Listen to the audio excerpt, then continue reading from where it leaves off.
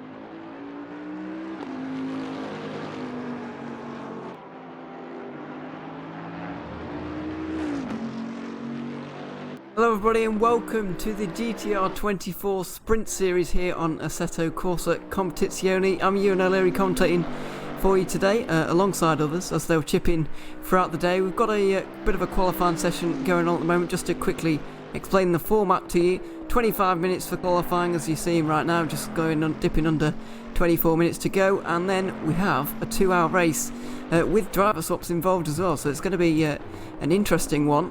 We'll see how it pans out and really get to know these drivers as we go along, and some you'll know already if you've tuned into GTR24 broadcast before, and some are completely new, so it's going to be a learning curve for everyone, I think, and be interesting to see how this season really gets underway, because well, new season, got no idea who's going to be where really, and currently looking at Tiziano Brioni as we go along with this qualifying session in the bus stop at the moment. Shadow's pretty long, as you can see at the top of your screen. It's just coming past 5 PM in the afternoon, and Brioni's just going to start himself off with a bit of a lap here. We're going to go first on board shots of the day and give you a bit of a view from inside this Bentley.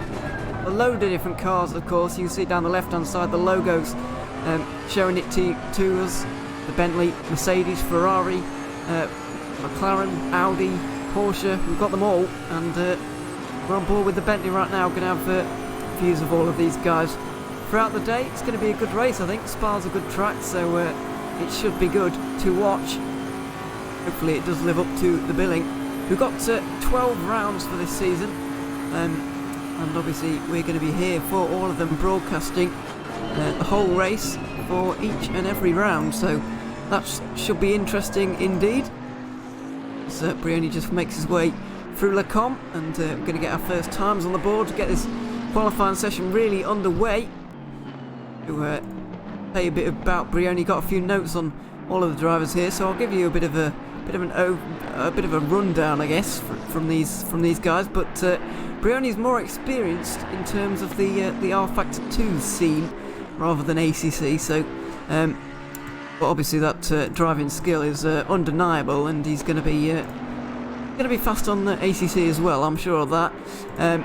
Also was driven in the EEWC, which is the E-Racing Endurance World Championship that has run for quite a few years now. He's been running in that, ran at the Sebring round that we covered just a few weeks ago. Can't remember exactly how many, but it was about a month ago, as he's getting somebody in on his lap here, one of the Aston Martins, maybe in his way, maybe giving him a bit of guidance as he comes through the Paul Frere curve and now down this rather twisty back straight, I guess you could call it. As Also down into Blanchimont. We're going to get our first times on the board, as I said. Just looking over the 2-minute mark on this lap right now. It's going to be, well, it is a long lap around here, I can assure you of that. Over, or in the region of 2 minutes 20 in terms of the lap times. The guys who are very fast will be dipping underneath that, and we'll see if Brioni can do that right now as he goes over the line. That's his first lap time of the day. It's a 2:18.2. That is the benchmark that everyone's got to really settle themselves on. As this is Nico Hillebrand in the Ferrari right now, rather bland looking Ferrari if I'm honest. It's covered in white mostly, as you can see, as Brioni's been challenged. Francisco Torres also giving it a go, Matt Beavis, but Marko Pijic is just gone into the top spot with a 17.5, the time's flying in early on. I saw Pijic quite fast in the early part of practice as well, so we'll see if Hillebrand can do any better. Not quite, but he goes into second place, a 1:18.1 from him, so that's not bad. That's very good, in fact. Per Pettersson now on screen, number 209, that's Aston Martin, the new generation, of course. I don't think there's anybody using the old gen Aston Martin. That would be brave, if I'm completely honest. It would be it's suicidal almost, as we watch Pettersson through the Blanchimont corner. We'll see if he can pull himself out of the lower reaches of the teens here. Just down the region of Haniel Sabti, who we'll go to in a moment as well, because he is a fast driver, I can tell you, and he's going to be very well up there in this qualifying session. Pettersson only 17th for now. He'll be hoping to improve a little bit on that 24.3. Quite close to Matthias Lean there, as well, as Haniel Sabti is not on a lap time that's going to be any competitive at the moment, so we'll jump away from that right now. See who else we've really got to be focusing on. Go to 9th position now, Philip Matzik, and we'll give you a bit of an onboard with this one. It's in the Ferrari. You can hear it bumbling away right now. Believe he is driving for Butler Powell, and he is indeed. We'll give you a shot of that car in a moment, but that is his teammates with Nico Hillebrand. That's who's driving the other car right now. Hillebrand's a real-life touring car driver, by the way, but Matzik has been involved in many different sim racing events, I can tell you. Race Room ADAC GT Masters 2019 Season 1 finalist. Bit of a mouthful, but there you go. He's a very accomplished driver, he has to be said, and that is just an example of one of his achievements. You can notify these cars or distinguish these cars from the numbers. Well, they're very similar, 556 and 557 if you're looking out for Butler Powell, and they've got the same livery, or very similar indeed, so that's how you were going to identify the Butler Powell guys throughout this qualifying session and throughout the race indeed. As Matzik's been a bit blocked there. He's had to hit the back of that Porsche. He's actually spun one of the Porsches around. I believe that's the 63 car driven by Matthias Lean that's just spun out of the bus stop chicane, being blocked a little bit on his lap there, it has to be said. Just 2 temps down when it looked like he was actually going to improve, so that's disappointing for him. Here's Mike Epps, British touring car driver, 7th place for him at the moment, jumping up there from 9th. So that's not bad from him at all either. Tim Yarshall then, he's just gone to the top of the order. He's actually in the pit lane right now, so we'll give him his glory here in a moment. This is Brioni, so he's just beginning a lap, but Yarshall setting the fastest lap time. So, or Yarshall, I'm not really sure, but he's gone to the top at the moment in that 57 car. He's a very accomplished driver as well. Lots of different leagues that he's been involved with, and just to make all those people who are a little bit older feel a bit bad, he's only 16 years old, and he's that fast. So wow is what you can say. His teammate, incidentally, Lucas Schmidt, is also 16, so they're a very young team indeed, and there's quite an age contrast between the oldest and the youngest people on the grid here, or the youngest drivers, should I say, on this grid. So we'll be looking out and monitoring that throughout this race and indeed the season. Let's see, Francisco Torres currently down there in 10th position, driving the only all Spanish-driven outfit in this race. These guys and his teammate Martinez, both from Spain, the only 2 Spanish drivers, incidentally, on the grid so far. So yeah, we'll see how these guys get on. Currently 10th, as I said. It looked like they're slightly improving, and he does indeed, but he can't move up. I believe that was might have had a cut track on that particular lap. He did an 18.9. That would have been wouldn't have even been good enough for another position. So I guess it doesn't really matter too much. Let's look further down the order for someone who hasn't given it a go yet, or really set a competitive lap time. Ralph Piringer hasn't done so for the Euromax. So yeah, we'll be looking out for these guys as we go along. Just going to bring in my very helpful co-commentator throughout this race. I've been slightly ignoring him for the first part, so sorry about that. But Peter Muckholm, for the who organises and does a lot of things behind the scenes, so we have to say a massive thanks to him that this thing is even going right now. But yeah, he'll be helping me out throughout this broadcast. And yeah, hello Peter, how's it going, and what have you really been noticing throughout the first part of this session? Hello Evan. Hello. And good evening everyone, hope you're okay. Yeah, I'm just keeping an eye on the chat as well as trying to run the production right now. But since Evan, you're in charge of who we're watching and following that, it's not a hard job right now. But people are asking for live timing, and I'm very sorry, but we haven't gotten to put up any live timing yet. I'm pretty sure we will work very hard on getting it done up and running for the next races. But yeah, this has been done with like such a rush, and one thing that I really am thankful for is that we currently have 23 cars on the server, so 23 teams actually had the time to sign up from Friday to today. So in less than a week, we have 23 of definitely some of the best sim racing teams in the world. There are drivers in here that are currently world's fastest gamer, stuff like that. That's really good drivers. So first of all, from the organization, I want to really thank the guys that joined up for this, and I'm very certain that we are going to have a blast of a season. And yes, we are going to have to tolerate that there's no actual live timing up. But Evan, you can always put up the timetable overlay as well, so we can get a quick view. There you go. There you go. There it is. Just a quick glance down at the whole order. We'll go back to the broadcasting for a moment, but obviously we'll show you the whole results at the end of the session. But yeah, thanks very much to Peter for helping me out throughout this, and everyone behind the scenes actually, because I got the call to do this about lunchtime earlier today, so it's been a bit of a rush, as you said, for the drivers and for me and for everyone. So we're very thankful for that, and everyone working behind the scenes. Big thank you to them, well, to everyone for that as well. But moving on with this qualifying session, we've got still 12 minutes to go.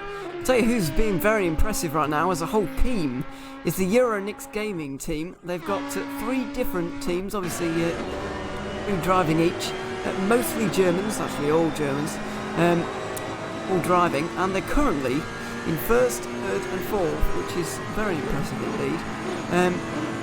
So you'll be able to identify those guys through this kind of Audi looking, well, it is an Audi, that you're looking at right now. It's the kind of blue with yellow accents is the kind of best way I could describe it. Because they've just gone another half a second faster there with Tim Diarschel with a 16.5. That's 5/10 quicker than anybody else right now. We saw Hani Al-Sabti cross the line a moment ago. He nearly knocked Diarschel off the pole for a moment, but he's actually been knocked back again to half a second down, so that's unfortunate for them. But these guys at at Euronix really applying the pace, and they look to be the fastest team right now, if I'm honest. They're much faster than everybody else, and to be leading this kind of field by 5 tenths is very impressive indeed. So, yeah, that's incredibly impressive, and to have guys like Brioni, Mike Epps, Matt Beavis, all the way down in the lower reaches of the top 10, Michi Hoyer not even inside the top 10, so a lot of impressive teams. But just to run through some of the teams that are well, really kind of internationally recognised in terms of the esports and sim racing community. Got Team Rookie Monsters, Butler Pal Motorsport. They're pretty big in the real life racing scene as well. Euronix have been very impressive so far as well. Burst Esports fielding 2 cars here. AAA Esports here. One Move Esports also. Matthew Ducrot and Royvat Demunic driving for those guys. That's going to be a force to be reckoned with throughout the season. And Simply Races Ajo also driving with, as I've mentioned a couple of times already, British touring car driver Mike Epps, who is pretty big on the... I've seen him drive quite a lot on the R Factor 2 scene, but not so much on ACC, so we'll see how he gets on. I'm sure he'll be fine. He's a real life racing driver, of course. It's great to have those guys on board as well. Just watching Francisco Torres come up the order on the left hand side of your screen at the moment. 8th position for him as in his Porsche, as Ralph Piringer also over the line at the moment, and he's going to go into 4th, just pushes Nico Hillebrand down the order as we actually have an onboard camera with Nicolas Hillebrand on the other screen, and he's on a quite good lap now, so I'll just try and change the lap. Okay, he's coming up onto the start finish straight now. He's going to cross the line in just 3 seconds or something like that. Let's see if he can flip further. He will. He goes over the line, and he does indeed improve, but I don't think he's moved up the order because possibly a cut track warning. His last lap was a 2:17.5, and his best is a 2:17.2 something. So, okay. Sadly, no improvement. Okay, so I've my time's a little bit out there, but you know, roughly. Brioni. Well, just to show the strength of this field, really. Tiziano Brioni, who we saw doing fantastically well in the 12 Hours of Sebring we had here at GTR just about a month ago now. I believe he was in one of the leading GTE cars battling out for the win. I believe they won that race. I can't exactly remember, but just to have someone of that quality, excuse me, of that quality down the order like that, it just really shows the strength of the field here. We've got some absolutely top-class drivers out here at the moment. It's insane, isn't it? Like I hadn't even expected these drivers to be that good. I know some of the Danish drivers in here, and I know them personally, and I can tell you, a guy like Michael Bernberg, who's down in 20th place right now, he has on the better side of 15 years experience in sim racing, and he is not a slow guy. And seeing him down in 20th place is, well, to me, it just speaks volumes of the quality of drivers in here. Yeah, he's a very, very experienced driver indeed. Currently, he said all the way down there in 20th. Best lap 2:20.7, which is 4.2 seconds off of the pace, which is quite remarkable. But you've got to remember when you're seeing these times that this track is incredibly long, and there's a lot of places where you can lose time, and stringing together the perfect lap around here is almost impossible because there's just so much that can go wrong, really, and it's quite annoying when you miss up the bus stop chicane after a perfect lap around this place, because you've got to wait, you've compromised your run onto the turn 1 again, and it's going to be very difficult for you to get that time back. So yeah, the pressure's on for these guys. Just over 6 minutes to go now, 6.5 really, for these guys. I'm being very impressed by the Euronix guys. I don't think they've, well, some of the drivers haven't been in sim racing very long at all, and some of them aren't indeed very old at all. They're a fairly young team in terms of, well, in relative terms, but they're doing incredibly well out here at the moment, and yeah, 1st, 3rd and 4th is not a bad showing from them at all. Not at all. Not at all. I am still sitting here and I'm trying to look at some of the guys further down in the field because of course they deserve their day in the limelight as well. Trying to look at differences in lap times. I know some of these guys further down are really experienced sim racers. And especially in endurance racing, they might not be that fast in a qualifying session, but how much does a qualifying session count in a 2-hour race? Well, probably more than in a probably less than in a 24-hour race. You understand, but it's not the least important thing. I understand what you're saying. Race it's pace not the end of the world ending no, up it's not. in like below 10th place, but it does mean you'll have to do more overtakings to get up into the front. Yeah, you're absolutely right. And obviously, when you're trying to overtake people, it does slow you down quite considerably, especially if they're putting up a fight. And obviously, these guys will be. Obviously, first round of the championship, nobody has got any kind of ascendancy on anybody really. So yeah, it'll be a real dogfight out here. It's going to be good to watch, and hopefully we have 2 hours of clean battling most of all, but it's going to be 2 hours of good racing. Hopefully, we'll hope for that. Anyway, Simon Marshall just coming over the line there into 14th position. He is driving the number 73 car, the Bentley there. I believe he's the founder of Team Rookie Monsters. I don't know if I read that wrong. He is indeed the team founder and manager of Team Rookie Monsters. There you go. The team manager putting up a good fight at the moment. Rookie Monsters have actually got 2 cars in this field. Matt Beavis is driving the other one. They're doing a little bit better. 8th position, for them, and going pretty well. Team Rookie Monsters. That's good news for them. 8th and 14th, but qualifying not the most important thing, and keeping out of trouble is going to be the most important thing here, really. As Haniel Sabti on a good lap at the moment. It's kind of looks like the Hatsune Miku car, the number 4 there for Haniel Sabti. Awesome livery. It is a very nice livery, I have to say. One of my favourites in real life, and it's becoming a bit of a favourite on the sim as well. It's great that in ACC we have actually got all these liveries from real life. But out of the bus stop chicane, on the power through the gears, and what's it going to be for Sabti? Is he going to take pole? He does indeed.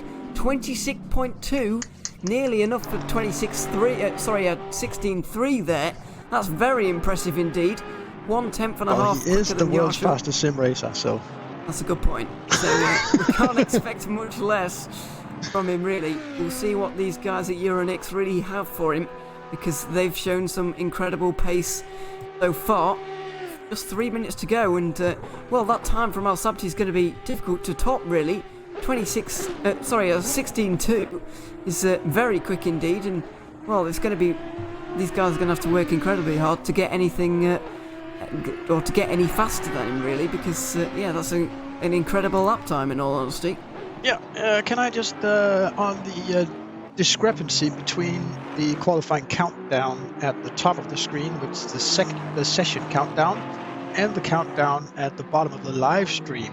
The countdown at the bottom of the live stream is when you have the last chance to cross the start-finish line, because, of course, when the session time runs out, you can't start a new lap, but if you're on a flying lap, you'll still have until the timer at the bottom left runs out. So that's an important piece of information.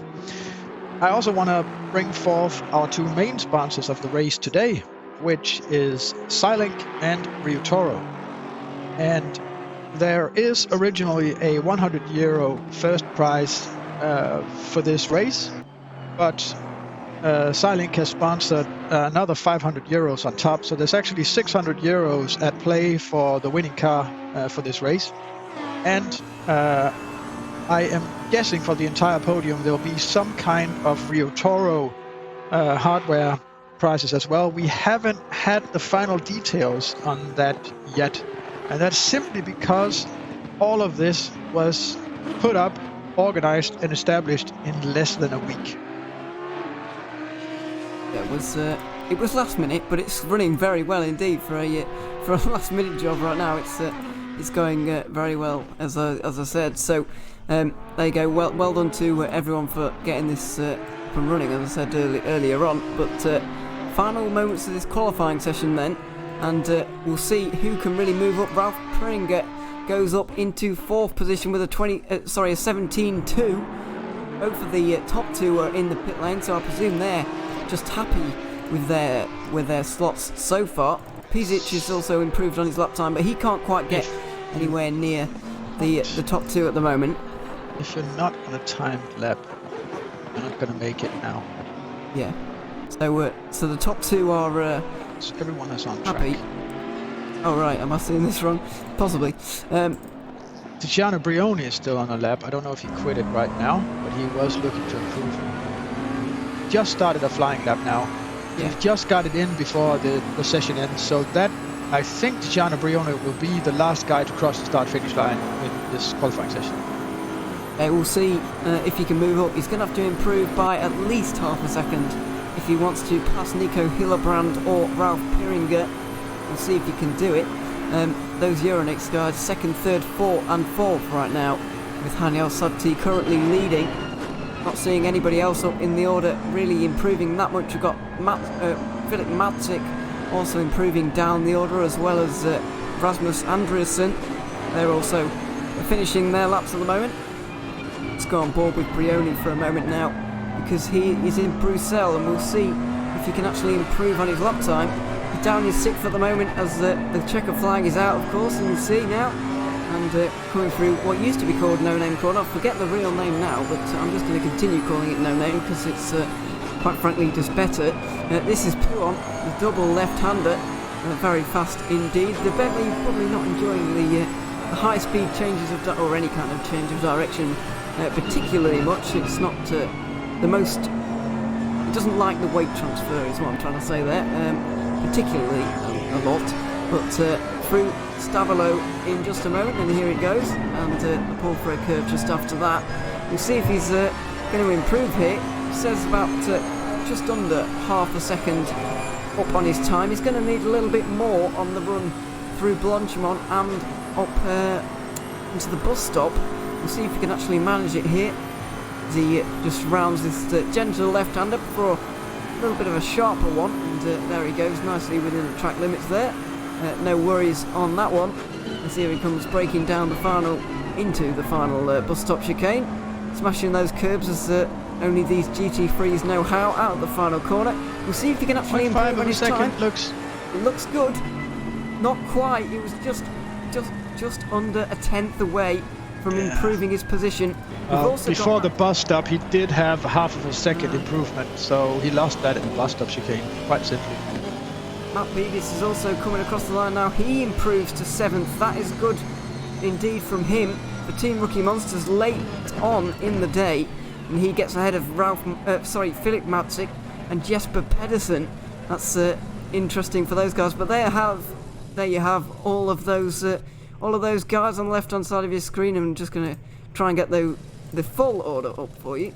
And before we go on with the race, Oh, yeah. on our international live stream, we are going to go to a commercial break, so see you right after this.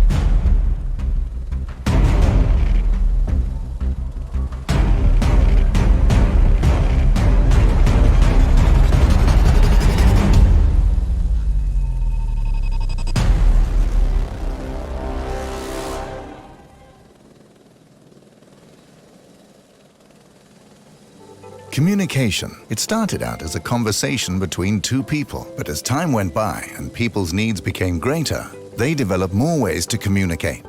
Businesses today need to minimize incomplete connections. Therefore, it is critical that they provide optimal service. Xilinx desktop, mobile and web applications can process everything from normal calls and callbacks to chats, emails, and social media inquiries. Let Xilinx liberate your business.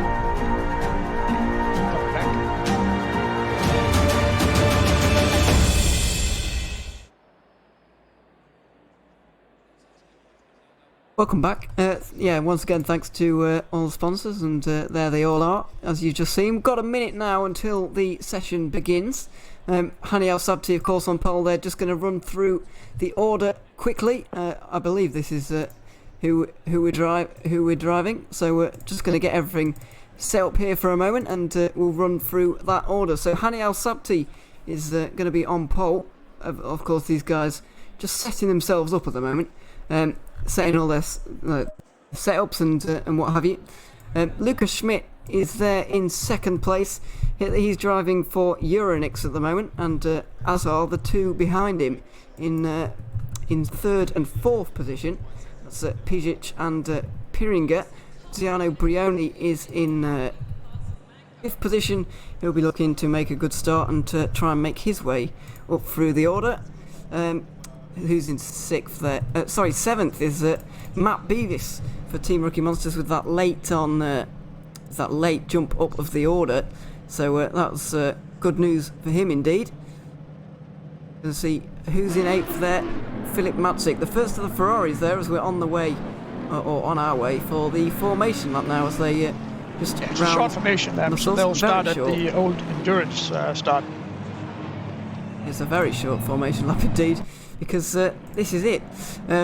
Just rounding this La Source corner right now, and we're going to get the race underway here for the GTR24 Sprint Series. And Hani Al-Sabti is going to be in control of the field. Lucas Schmidt there in second as they all pack up, trying to keep it clean here through turn number one. And here we go, as they hit the gas for the first time in this race, the first time in this season. Hani Al-Sabti is going to go. We've got a drive-through from Mike Epps already, I'm afraid, but Hani Al-Sabti takes the lead through Eau Rouge for the first time. These guys behind are going to have to make sure they don't trip over each other, because it could get messy in the background if these guys are not careful. They are, of course, going to do that for now. As we jump further down the order, side-by-side battling between teammates here. Looks like Brioni's had a good start, trying to get up the inside of everybody into Lacombe. Al-Sabti continues to lead. It's Schmidt in second. Pijic holds on to third. Piringer is in fourth. I believe that's Brioni up there in fifth position, possibly. And Matt Beavis looks like he's in sixth position, but Mike kept picking up a drive-through. We were talking about earlier having a clean start and just being clean in this race. Well, it's really, really important, and unfortunately, Mike Epps doesn't look like he's been able to accomplish that.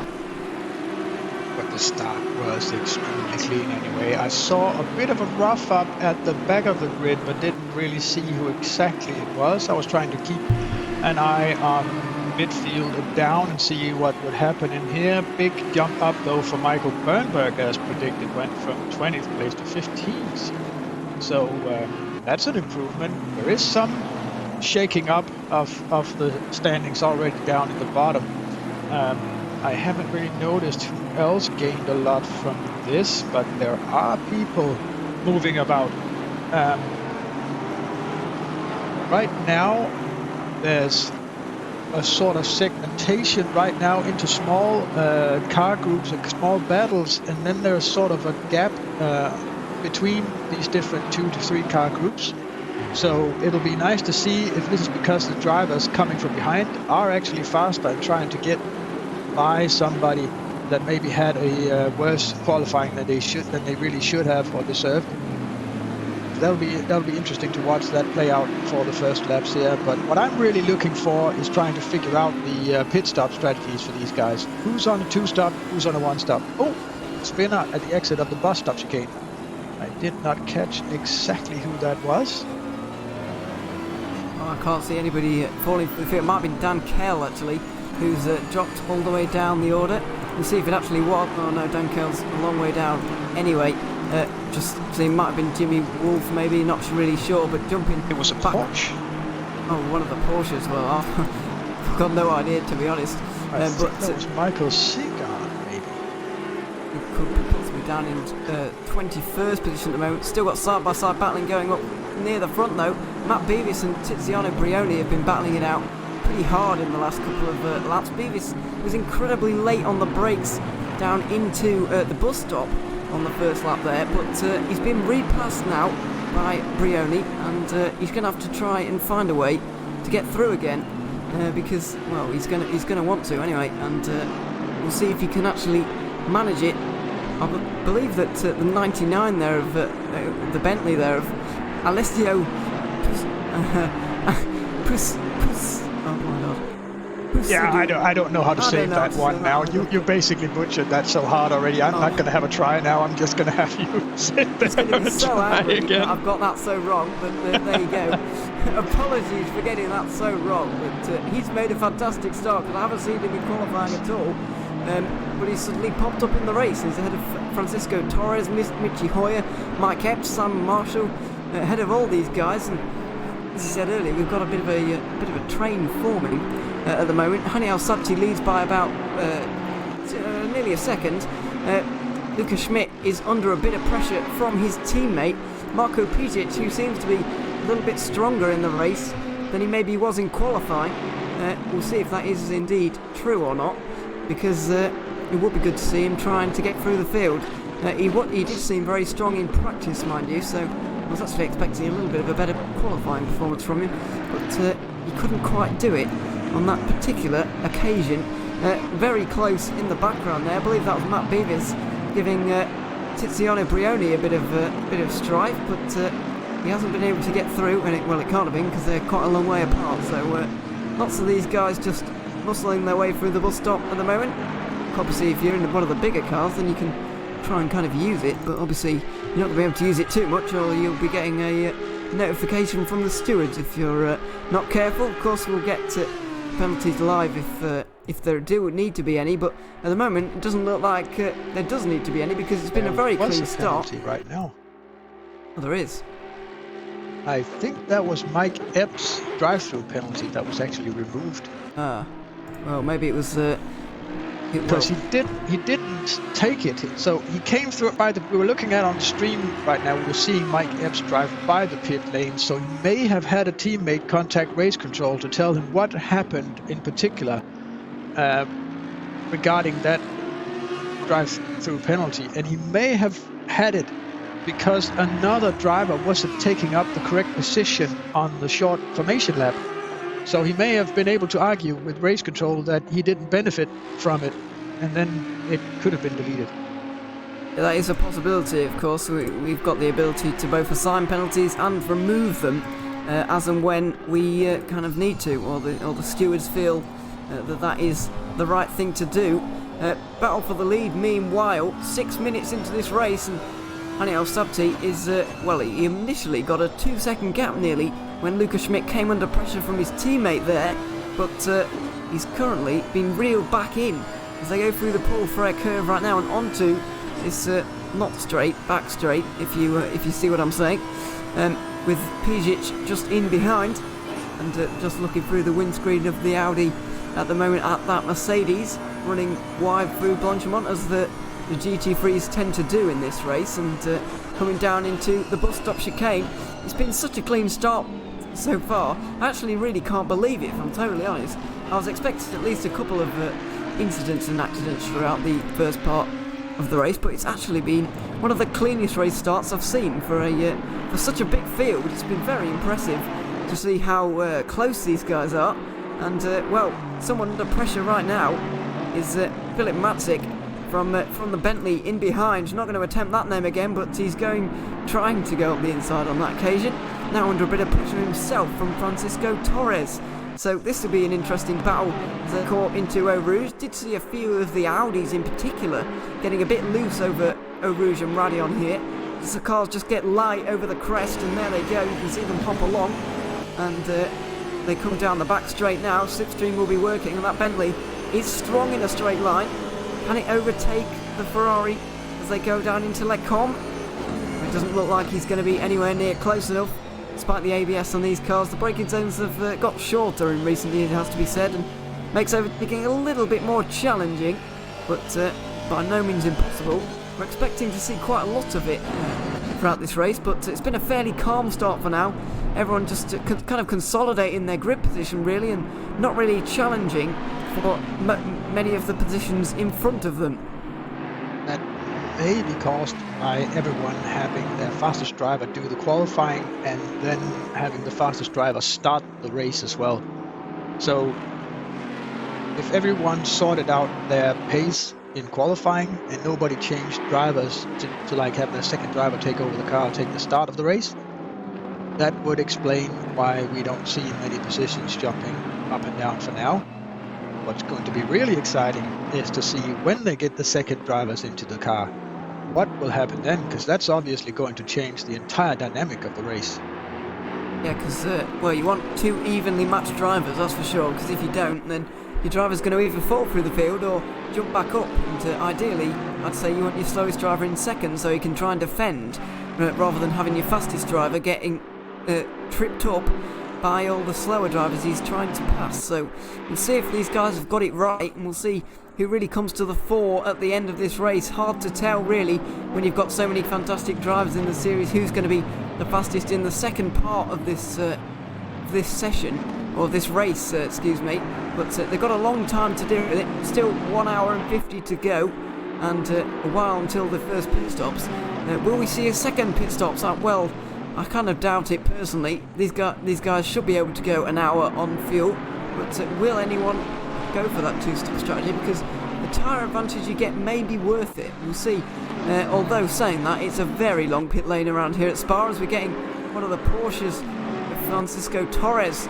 I thought he was going to actually go for a move up Eau Rouge there. That would have been very brave, but he's all over the back of this Bentley, punching a big hole in the air, and a battle in front as well, as Matzik goes to the outside of Matt Beavis, trying to defend into Les Combes. He's got the inside line. Will he be able to hang on to this 6th place position around the outside for the Ferrari? He's been cut his nose off there, but Beavis goes wide and up the inside of the final part for the Ferrari. Oh, they rub on the exit, and now this is going to allow everybody in behind. Oh, he just pulls across, slams the door in his face, and here comes the Bentley on the outside. The number 99 around the outside at the Bruxelles corner, and up the inside into No Name. We'll see if he can actually get that done. No, he can't indeed. Mitchy Hoyer has got ahead of Francisco Torres, and we'll see if Mitchy Hoyer can now make any moves on the Bentley in front. Oh, he nearly hit the back of him into Pouan there, and we'll see if Torres is able to get through. He is in the second part of Pouan, so this is an incredibly energised battle right now as Mitchy Hoyer tries to regain some of his losses around the outside of the chicane. That's definitely not going to work, and it just shows that if somebody goes offline, it just explodes the whole group, and then there's battling going on everywhere. Yeah, as soon as someone forces one of the other drivers in a train like this to take a different line, it just suddenly creates a whole new field of dynamic through that entire group, and people all the way down through the group may have to do secondary lines in order to try and get through and get the advantage of the other cars driving slower.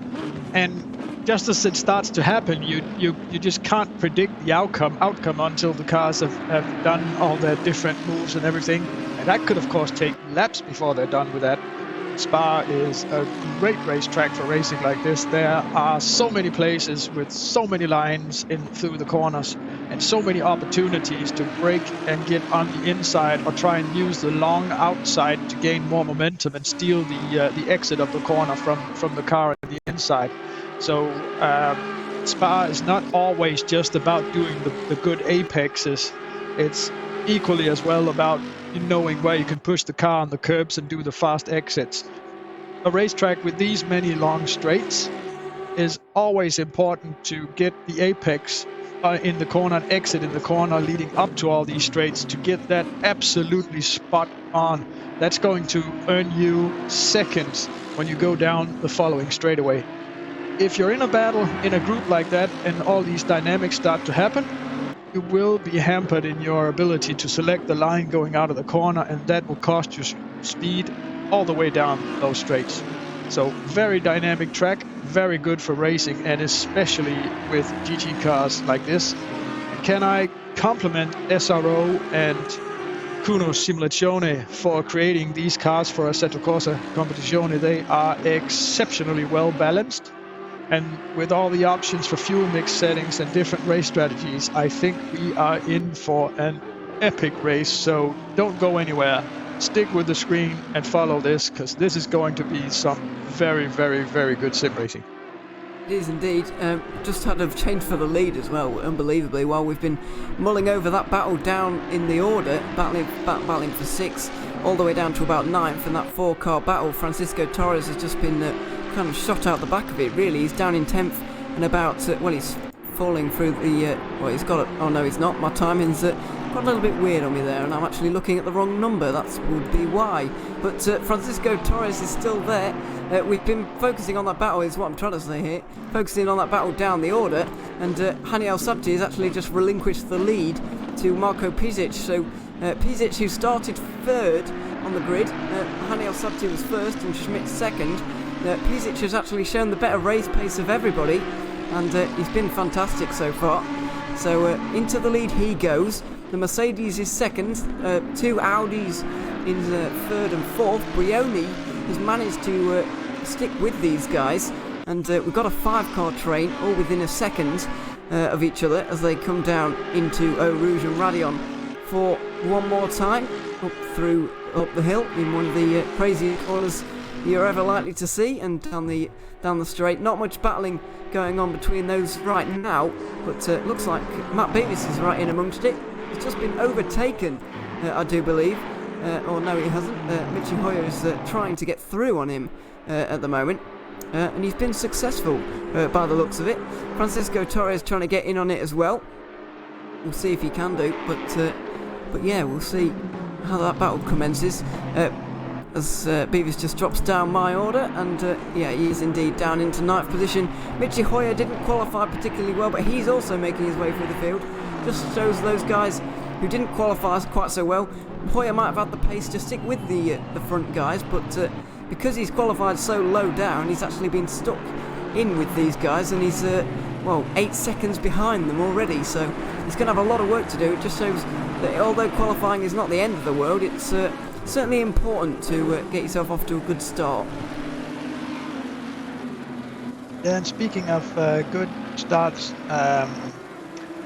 Hani Al-Sabti up at the top of the field is in 2nd place right now, and you know, some of these faster drivers may have started their race running on a very low fuel mix setting, or so to say that they have been running with maximum power and maximum fuel usage, and now they're trying to back it down without losing too much pace in order to run the entire race strategy. Maybe they're gunning for a one-stop race, which will force them to start saving fuel at some point in the race.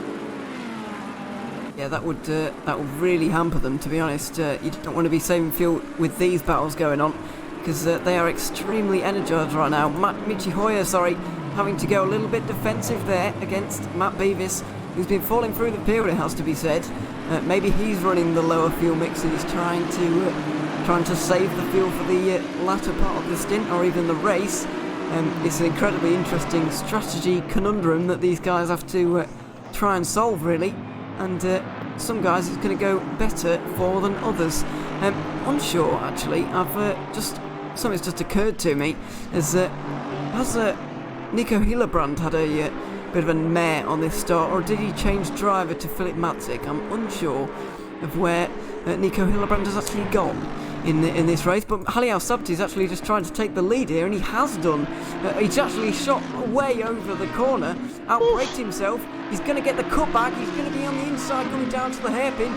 Can he manage this move? It's a long corner to be sticking around the outside. The Audis are ganging up on this Mercedes, but he's actually holding them all off for right now. He's into the lead of this race. Incredible driving there from Hani Al-Sabti. Lucas Schmidt is going to try and get through on his teammate. He's going to go lurking like a hawk in the background, just watching for those two guys to make a mistake. Yeah, he's got the front row seats right now. Ralph Perringer is also going to have a pretty good view, and Brioni's got a bit of a free ticket as well. He's going to be in on this battle, feinting to the left and to the right now as well. Pilic couldn't quite get up the inside into the campus chicane. All over the back of Hani Al-Sabti here, and this is going to be a race-long battle, I think. These guys are so evenly matched, it's going to be hard to separate them. Definitely, for sure, but it looks like the team has now lined up 3 Audi drivers now, just waiting for Hani to make a mistake. So he's well under attack now. I would be quite nervous if I was sitting in that car, but it actually looks like right now that they may be teaming him, because Lucas Schmidt is now falling back, and off the road! big incident. What went on right there? We'll have to try and see if we can get another view of that one, but off the road. He's just returned onto the track, 4th position for him at the moment. I have Marco Picci. He's 5th on actually. Helicam right now on a replay, coming up and through the Blanchimont corner, onto the curb on the inside, onto the AstroTurf on the outside, and then he makes a small correction on the steering wheel, and everything just goes goodbye from right there. Actually, from the point where the car started to just rotate the rear end, he was completely a passenger and had nothing. There was nothing he could do to save that car. It may have been disturbances in the air from the car in front of him, or maybe the car in front of him, Hani, made a little correction, and that kind of disturbed Marco and made him do the little twitch on the wheel, because it was so clear there was a twitch in there, and then the rear of the car just fell away from him. Yeah, I just wonder if I did wonder at the time actually if it was due to Hani Al-Sabti doing anything really. I'm not really sure, but he didn't indeed. They didn't make contact, which is the important thing here. But he did go off the road, so Pilic is going to have to use some of that pace he had earlier. He's going to probably end up using a bit more fuel at this stage in the race as well, which is not quite what he wanted. If things are going to plan, and if things are going how I'm imagining them going, if you see what I mean, they're about a third into their first stint of this race, and obviously Pilic is not going to be best pleased with himself, or maybe with indeed the drivers around him, so he's going to be driving pretty frustrated. We'll see if that actually makes a difference to his actual driving here. Hopefully not, and hopefully he can get back in on this battle and we can return to having a 5-car battle, which would be absolutely fantastic to watch. But here we go. Going to see Lucas Schmidt now on the back of Hani Al-Sabti. Should be a good battle between these guys. We've also got Matzik and those guys all battling down there. I believe he's got a couple of Bentleys and Aston Martins in behind him. Michi Hoyer and Matt Beavis involved. Francisco Torres is also there. So yeah, battles going on all the way up and down the field. Michael Hernberg is also involved with Daniele Brambilla for 13th position. Mike Epps is continuing to fall down the order in 15th at the moment. Got Jimmy Wolf battling with Thomas Brengard down there in 19th. So battles all the way up and down this order right now, and it's kind of hard to know where to look sometimes because there's just so much going on. Indeed there is. I'm quite confused myself, even though I have these excellent tools of watching everything that's going on in the race. Update on Marco Picci is he finds himself in the middle of these 2 groups. So there's a 4-car group battling for the lead, and then after that there is a 5-car group, I believe. If we count Marco Picci in that group, there is a 5-car group battle behind that again, and behind that there's then a way good piece of track, or open track, until we find Simon Marshall down in 11th place. And there's actually a couple of cars here driving quite by themselves, Simon Marshall and Rasmus Andreasen, and then after that we're finding somewhat of a group again, and that group continues all the way down to 20th position. So bunched up with a few drivers driving all alone in the middle of it. Other than that, there's battles going on all the way up and down the field. Yeah, well, pretty much all of these drivers are involved in the battle, and that is fantastic, and that's what hopefully that means these guys are going to keep coming round after round, and they'll continue to race in the Sprint Series. It'll be good to see them back, of course, and obviously a championship on the line as well as we get further down into the season. Obviously we'll probably end up chatting about the implications of each championship manoeuvre in the near future, or well, in the next rounds to come. So hopefully we get a good championship fight, and hopefully we get a bit of a race fight going on here as well. It looks like Assetto and Schmidt just have a little bit more pace, and Piringer and Brioni in behind them. This group of 4 kind of splitting into 2 right now. It's not a big margin, so you can still see those 2 guys up ahead. But Brioni, if he's got any pace, now might be the time to use it, because he may be getting held up a little bit by Piringer. Look how closely he's following him through the bus stop, absolutely on the nose there, and nearly, well, hopefully not pushing him around completely, but obviously, but he's giving it a go. Now down the inside, absolutely sends it at the source. Oh my goodness, Piringer gives him the space, and he didn't get much space in return, to be honest. He's tucked in behind that Bentley now, obviously sheltering himself very well. They're going to go side by side into Eau Rouge. This will be brave, but he's not going for it on this occasion. Brioni up into 3rd position for now. Can he hold on as they come down into Le Combe as well? Definitely looks like he's got a bit more pace than Piringer. Just makes that move now, and we'll see if he can actually chase down the 2 race leaders now, because he looks pretty pacey at the moment. Certainly does.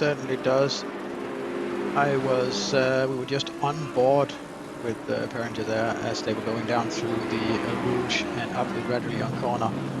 Something that's actually very scary to see in real life. I've been at the Spa track to watch the 24-hour race for nearly 10 years in a row. I think since 2006 onwards, for quite some years. And what you see in real life is they actually try to overtake each other for position going up through the Rouge in these GT3 cars, which is, I can tell you, it's nerve-wracking just to watch it. And when you stand down there at the bottom, that was close, but keeps it on track, that's very, very good car control.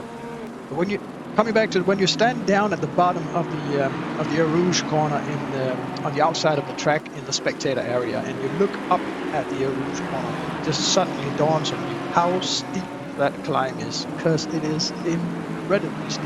It looks like almost 30 degrees going upwards when you're standing down there. It is like a wall hitting you. Yeah, it's a good job they have a lot of pace on as they go up the hill, because some of the slower cars might not make it, to be honest. It's very steep, as you said, and I've never been personally, but it's one of the scariest corners probably to drive and watch at in all of motorsport, and unfortunately we have seen some pretty massive accidents there in recent years, and well, no doubt in years previous as well. Looks like Philip Matzik's not having a great time of it at the moment though, because he's just lost a couple of positions, notably to Michi Hoyer as well, as the 99 Bentley up ahead. He's defending again as Matzik sends it late on the brakes. Nothing doing into the chicane on this occasion, but Matt Beavis and Francisco Torres are going to want to get through into, well, any of the corners really. They're going to want to try and make progress, because Matzik starting to struggle maybe, but Hoyer isn't exactly skipping away from Matzik at the moment. We'll see if he can do so in the next couple of laps, but looked like a pretty poor exit from Matt Beavis on that occasion. He's under a bit of pressure now from Francisco Torres into Eau Rouge. Will he go round the outside into the first part? He just brakes early and sees if he can get a better run down onto the I forgot what this the Camel Straight, sorry, I forgot briefly. But here comes the Ferrari of Matzik as well, battling in this group, going on everywhere. He's approaching, he's going to feint to the inside. Is he going to make the move? No, he's not. Just brakes a tad earlier than normal, just to make sure he doesn't go into the back and completely send it on that Aston Martin there. But going back up the order a little bit here, Piringer has got back past Brioni, so these two are battling so much that they're actually bringing in Pijic once again. He's making his way back into the equation, but these guys have lost about 4 seconds on the two leaders, and Hani Al-Sabti is still leading by nearly a second now, so the front two really starting to get a bit of distance on these three in behind, and if they want to win this race, that is not good news. Certainly not, but I am actually thinking there's quite a lot of room for the guys in the second group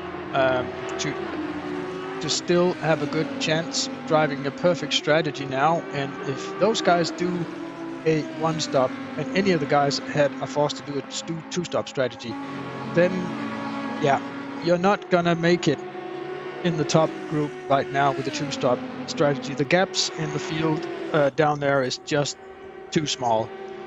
So we need to be absolutely clear, if you want to win this, unless everyone does a two-stop strategy, you have to be on a one-stop strategy right now. Yeah, we think so indeed, because two-stop, you're just going to waste too much time in the pit lane, but Brioni's trying not to waste a bit too much time behind Piringer here. The Audi just goes a little bit defensive. We'll see if the Bentley can get the cutback line. He gets a smoother, a wider entry and a cleaner exit. He's all over the back of that Audi this is right what now. I talked about. Those exits, you'll see that play on and play out all the way down through the straight. He is going to have a very good chance of attacking down at the close corners. He is going to do it. He's almost pushing him through a rouge that time. It was absolutely phenomenal how close he was able to follow. And here he goes, Piringer goes defensive. He chooses the to inside line. And there we go, to the outside goes Brioni. Can he make that move stick as they go down into Lecombe? He's on the outside, but he can't. He's just going to try and get that undercut again. We'll see if he can do it. But he goes for it on the inside in the final part. Oh, he absolutely sends it. There's contact between them. And now it looks like Pjanic is going to get both of them. No, he doesn't. He only gets one. So Piringer's lost 2 positions out there. That was a forceful move by Brioni, but he's up into 3rd now. It was, but he left plenty of room on track. He just went in, took the apex. There was nothing wrong with his speed or anything. He could easily make the exit of the corner with 2 wheels inside the white line, so he did not do anything wrong. And I think that had it gone even worse and they had more contact than that, I think that he may have wanted to use the brakes just a slight little bit to open up the room on the outside. But when he already touched and saw the other car lose speed, he knew that he could just put his foot on the throttle because the other car would be gone by the time he got to the apex. And obviously he was faster all the way down the straight, and you gotta respect that, and you gotta be aware that an attack is going to come when you see a guy being faster down the straight. So maybe not try and force and hold on that tightly to a position this early in the race. Maybe just give it over and then you be the one following and trying to attack from behind again, instead of risking getting the car damaged, because obviously these GT3 cars and their aerodynamics is very, very important to keep the aerodynamics in prime condition in order to get maximum grip out of this. So don't risk any damage. And obviously these guys, they have the speed to keep up. So yeah, maybe not try and force it that hard and try to stick to a position that hard. He may not have realized that the Bentley was going to come up on the inside. Hard to judge. Racing incident in my book. Yeah. Yeah, I'll say so. So Brioni was quite a long way alongside Piringer there. So I think he'll be okay. If he'd have spun him round and maybe only been up to his rear wheel, then maybe it would have been a bit of an issue, but not really. We know that is a bit of an overtaking spot as well. The final part of Lecombe, if you get a good run out of the second part, then you can try and send it up the inside for the third part. But here comes Pjanic. He was really approaching very quickly there at a concerning rate. But, he's not been able to get through on this occasion, and Piringer looks a bit rattled by that, if I'm honest. He's losing the back of these guys completely. That looks like nearly a second already, and yeah, it's not good news for Piringer because, well, maybe he's got a bit of damage. He's not got his the aero parts not quite aligned and straight as they were before. So maybe that is a thing that's gone on for him, but it's a shame because he was doing very well indeed, and it just looks like he's lost a bit of pace from that, possibly a bit of damage, but possibly also just a bit rattled by the incident. Certainly, and as we saw Brioni doing the exit of the corner even wider than he did last time when he had the battle, there's certainly room to go out there, and we of course can't see on board if he actually did get a warning for cutting the outside of the track when he did that, but I don't think he did, as he still had 2 wheels on the curb.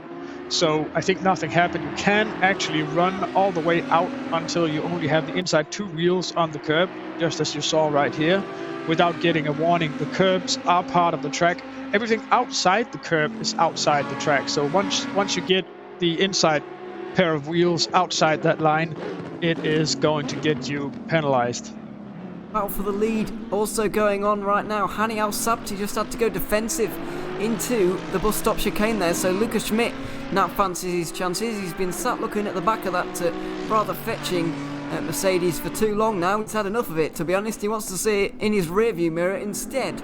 And Habsabsi just misses the apex ever so slightly on that occasion, but I couldn't do any better, so I won't criticise him too much, as Schmidt tries to get a bit of a slipstream and a better run through Eau Rouge and Radion over the top, of course. There they go, up the hill, and we'll see if he can actually do that. He looks a little bit far back for now, unless he gets an absolutely monstrous tow. He's not going to be able to do this into Le Combe. He's better off saving his efforts for later, and seeing what he can do in the next few laps. He's just going to watch Pisic and Brioni as well. Just watch these guys go through Le Combe, and they can't indeed pass each other. Just going to go back down to the group battling over 6th position. It's split up quite dramatically, actually. Philip Matzik and Michi Hoyer are the only two remaining battling. Matt Beavis has lost a lot of time. He's down in 10th, and he's 6 seconds off for Francisco Torres, you can just about see in the background while we're watching this battle. Torres has lost a bit of time, but that's not, I believe that Matt Beavis has actually had a spin somewhere along the day so far, because he's now being actually chased down by his manager at Team Rookie Monsters, Simon Marshall. So he must have had a spin there, because Matt Beavis is now down in 10th, and he's a long way off this battle between Matzik and Hoyer there. Yes, and while we just have a little bit of an ebb in the racing, it is actually time for a word from our sponsors, and they of course make all, as there's an attack here. Let's stick with the attack until this one is settled. We'll go to a commercial break after that. Of course, we do have to give time to our partners, who are of course making sure and making all of this all this good racing possible. Yeah, absolutely. So looks like this battle's just petering out for the moment. As I say that, Matzik gets a bit of a poor exit from the Paul Frere curve. Can maybe Hoyer get up the inside into Blanchimont? That would be brave. Oh my goodness me.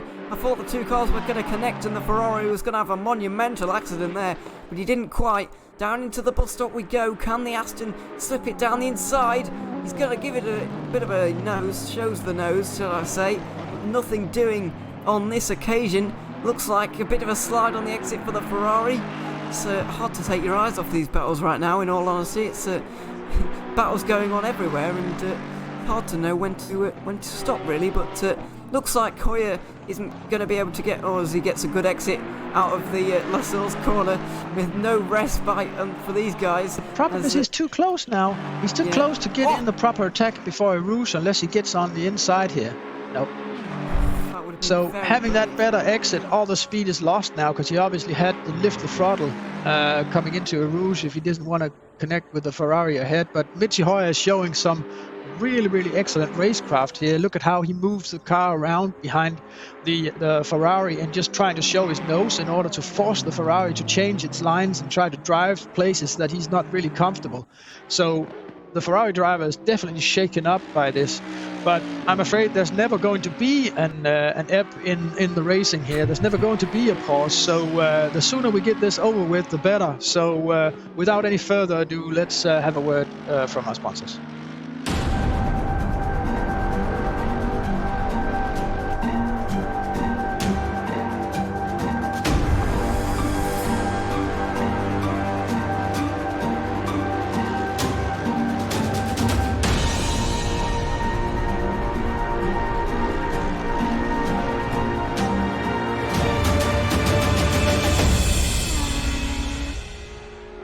Communication. It started out as a conversation between two people, but as time went by and people's needs became greater, they developed more ways to communicate.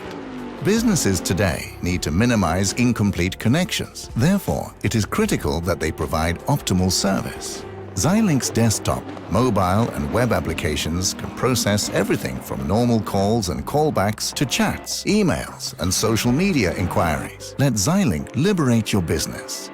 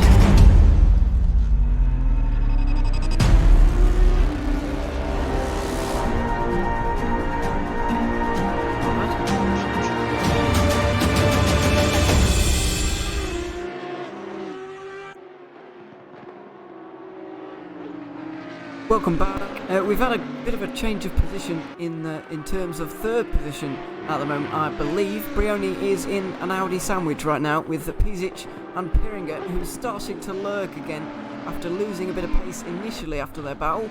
Pisic has managed to find his way back through on both of those guys after his little spin.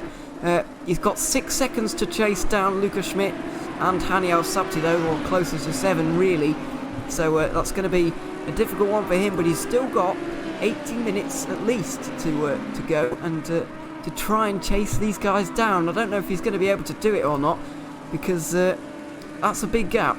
So I'd be a little hesitant to know if he can actually manage it, but here we go. Is he going to have to defend in the bus stop chicane? I don't believe he will, as they just break their way down. And no, indeed he doesn't. We haven't had a change in terms of Philip Matzik and Michi Hoyer. They've actually extended in terms of their gap, or as I say, that Hoyer just applies a bit of pressure, closes again just a little bit, but yeah, Matzik is starting to close on the Bentley in front as well, so which is a pretty consolidated position for the number 99 at the moment. So we'll see if those guys can chase down the front 5, but I don't think so. Matzik is fending off Hoyer to such an extent that Francisco Torres is starting to lurk as well, so battles going on everywhere. Haniel Sabti still leads, Luca Schmidt is still second, Marco Pisic is still third, and Brioni is now fourth, with Piringer still fifth. And yeah, not much, you didn't miss much promise with our break, but only that one positional change. But I'm sure we'll see that battle seesaw again, and these guys are going to battle it out again, I'm sure, because we've seen nothing but non-stop action so far in this race, really. No, and it's quite surprising to me how Matzik and Hoyer are able to battle this close with each other and still catch up with the group in front, unless there's been some kind of accidents up there that we did not see. If it was, the cars would have been stationary for a very, very short time.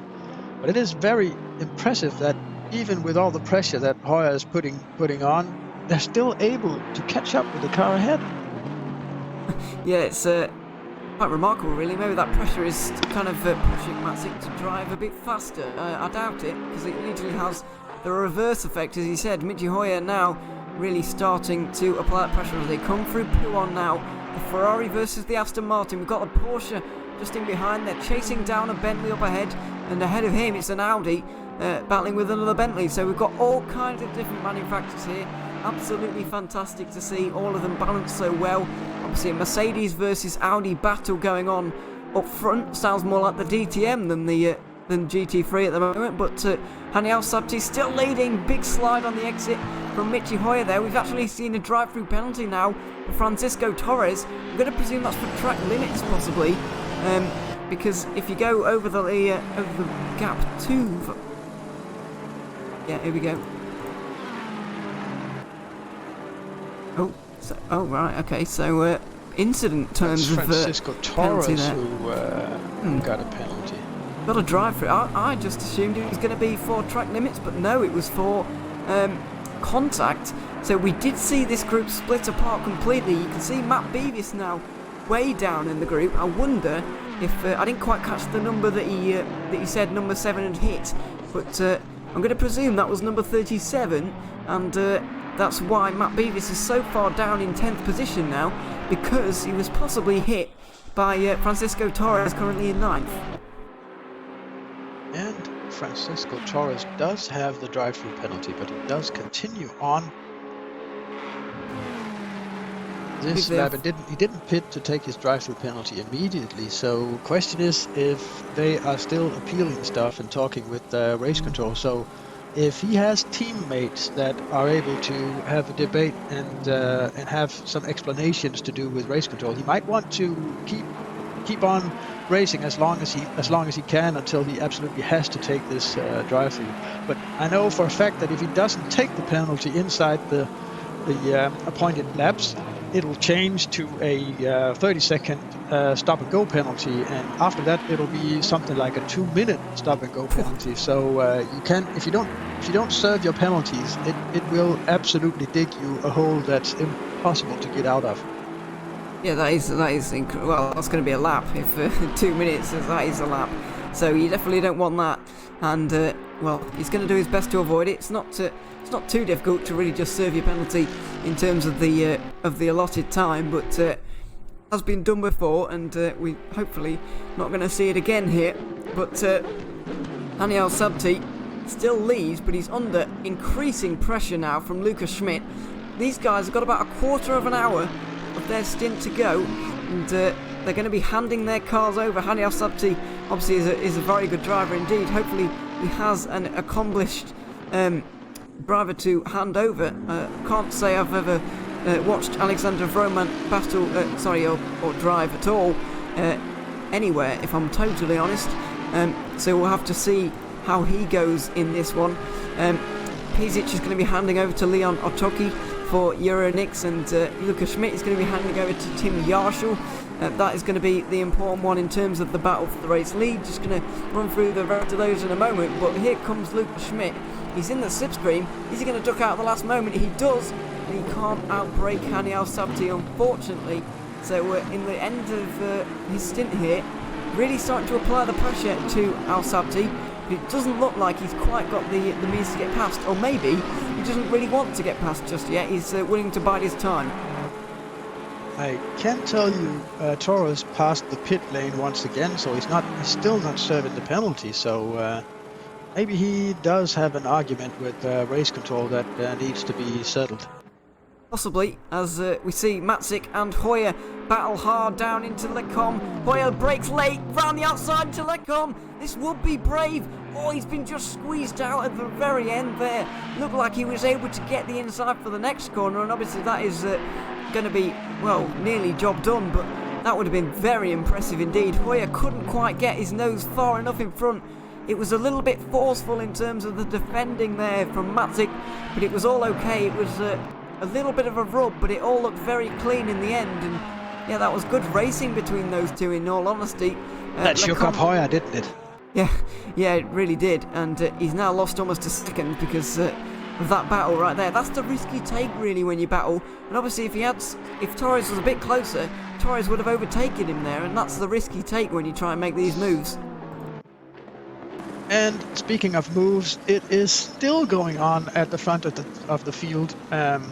Mako, Pesic, Schmidt, and Al Sabti is still at it, and yeah, they're still competing for first place, although it has settled down just a little bit now. There's about half a second to a second gap between the cars, but I'm pretty sure they are still considering this a battle, all three of them in the lead here. Yeah, it's hard to see Schmidt and Al Sabti and their respective teammates being separated here. Alexander Vromont, we're going to have to see if he has the pace of Daniel Sabti. Don't forget, Daniel Sabti is literally the world's fastest gamer, so he's not slow. So yeah, we'll see if Vromont can really live up to the expectation and really stem the tide of the charge from the Euronyx Audis in behind. I have a feeling, an unfortunate feeling, that he's not going to be able to live up to the challenge, I'm afraid. We'll just have to wait and see as Francisco Torres is in to serve his drive-through. There he goes. Indeed he is. Through he goes, and he's going to drop down. Oh, that was close to the wall.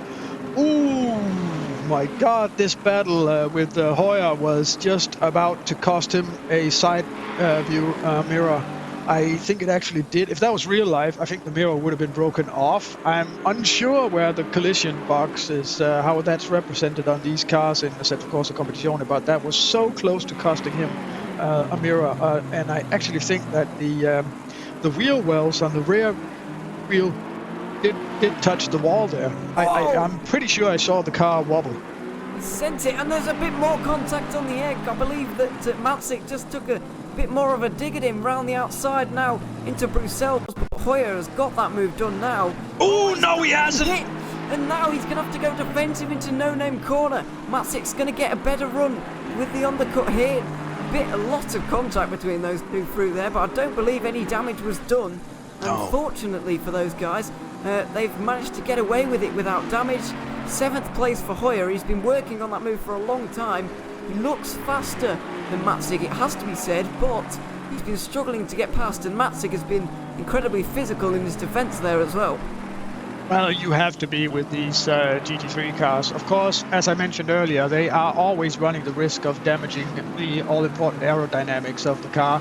But actually on the Aston Martin here, most of the aerodynamics in front of the car is coming from that huge lip of a splitter down at the bottom, and there's not that many winglets and small aerodynamic pieces sticking out as there is on, for example, the Audi, which has a large tradition for having its aero packages damaged in long-distance GT3 races. I remember seeing Audis and hearing Audi complain about hitting slower class cars at the Nürburgring 24 hours and basically having their race ruined by just having these small winglets and stuff like that break off, because they are very, very important. Each of those are able to generate just, I don't know if we're speaking English or European here, but kilos or several pounds of downforce when you're going at 100+ kilometers per hour through the corners. Yeah, I've got no idea what's English and what's European in terms of the downforce either, to be honest, but you do lose a lot of downforce with these cars. They've come increasingly aero-y, if it's not a word, but you know what I mean. They've become increasingly aero-dependent is what I'm trying to say there. Just saw a lap car negotiated by Hani Al-Sabti and Lukas Schmidt there, kind of, didn't block them per se, but disadvantaged them pretty significantly, and obviously everyone's going to have to come through the same traffic. I just wonder if we have seen some pit stops down the order, or if these guys are genuinely being lapped right now. And there's quite a difference in the skill levels from front to back in this season, I've noticed just at the moment, so it could be a legitimate lapping at the moment. And obviously when these guys begin to pit, there's going to be cars everywhere, and it really is going to be like the Spa 24 Hours, with cars pitting and becoming unlapped and lapped again and all that kind of thing. So well, these guys are going to have to watch out for that, because negotiating slow cars is part of GT3 racing, both endurance and sprint racing. Of course, the blue flags aren't like you have to get out of the way like you do in F1, but they are they kind of notify the drivers, and you're expected to not at least try and defend your position, because obviously it's not for position. So yeah, these guys will be skipping out the way, hopefully, for these guys to these guys up the front to try and continue on with their battles. And we're seeing some fantastic ones at the moment. Michi Hoyer and Philip Madzik going on at the moment. Pusic looks like he's just got a little bit more pace than Brioni. That battle is continuing, but it's not particularly close right now. They're happy to run in tandem as Schmidt and Al-Sabti continue on battling at the moment. Schmidt just in the slipstream as they come down into Lecom, but no such battling between those two at the moment. They seem fairly happy with where they are right now, and we haven't seen Schmidt attempt to move for quite a while. No, they do seem like they've settled this down, and they may have made a silent agreement that let's wait with this battling, and let's just try and go as fast as we can, pull out a bit of distance to the cars behind instead of fighting amongst themselves, and then have that battle delayed for later in the race. Of course, we are coming up on the first pit stops very, very, very soon. 5 minutes until we are halfway through the race. Oh, sorry, 8 minutes until we're halfway through the race. Okay, one of the countdowns is slightly off, but we are very close to half distance in the race, and that's when we're going to start to see the pit stops. And the pit stops on this version of the Spa-Francorchamps track, if you're used to watching the Formula 1 races, you're used to them just using the Formula 1 pits. But because this is the endurance layout of the race, this actually has room for, I think, nearly 100 cars, because they're using both the Formula 1 garages and the old endurance garages. So then they have to pass all of these garages on their way through the pit, so the pit doesn't exit until on the top of Radillon, going out onto the Kemmel Straight. It's a very, very, very long time to be on the pit limiter and just hear cars on the other side of the wall pass by. Yeah, it can get pretty frustrating. You can't just duck in at the one your pit stall is situated at either. You've got to go enter at the F1 pits and exit at the endurance pit. You can't enter at the endurance and exit at the endurance if you're in the endurance pit lane, for example, because that would create a load of issues with the tracks, and as you can see on the right hand side, as they come out of La Source, you've got those barriers, so you can't enter or exit from when you're making the transition from the F1 to the endurance pit lane, but it's a long one. And oh, Haniel Sabti off the road there, nearly hit the wall on the exit of Radion, maybe a bit put off by those two battling lap cars, Aston Martins there. I believe that's Pedersen maybe, Pedersen, sorry, battling with another of the Aston Martins, number 61 and number 209. Just going to click on them, and yes, they are actually battling for 19th, and here they go. Brian Gar's going to try and make the move. Here comes Hani Al Sabti. This could get flashing messy. lights. Al Sabti gets up the inside of Pedersen now. These guys are battling between themselves, and of course they have every right to. Oh, they are. Well, you're absolutely right. They have every right. Excuse me, to battle, but they also have to try and think about getting out of the way, which is well, it's a headache really. And you just saw it there. It can cause issues, and that's what's so difficult about this lap traffic. Is that, well, you've got to try and get through these guys who are having a battle of their own, and that can be extremely difficult sometimes. Well, here Peterson is one of the guys that has raced with the GTR24H in earlier races, but I think he is more of a more high downforce car driver.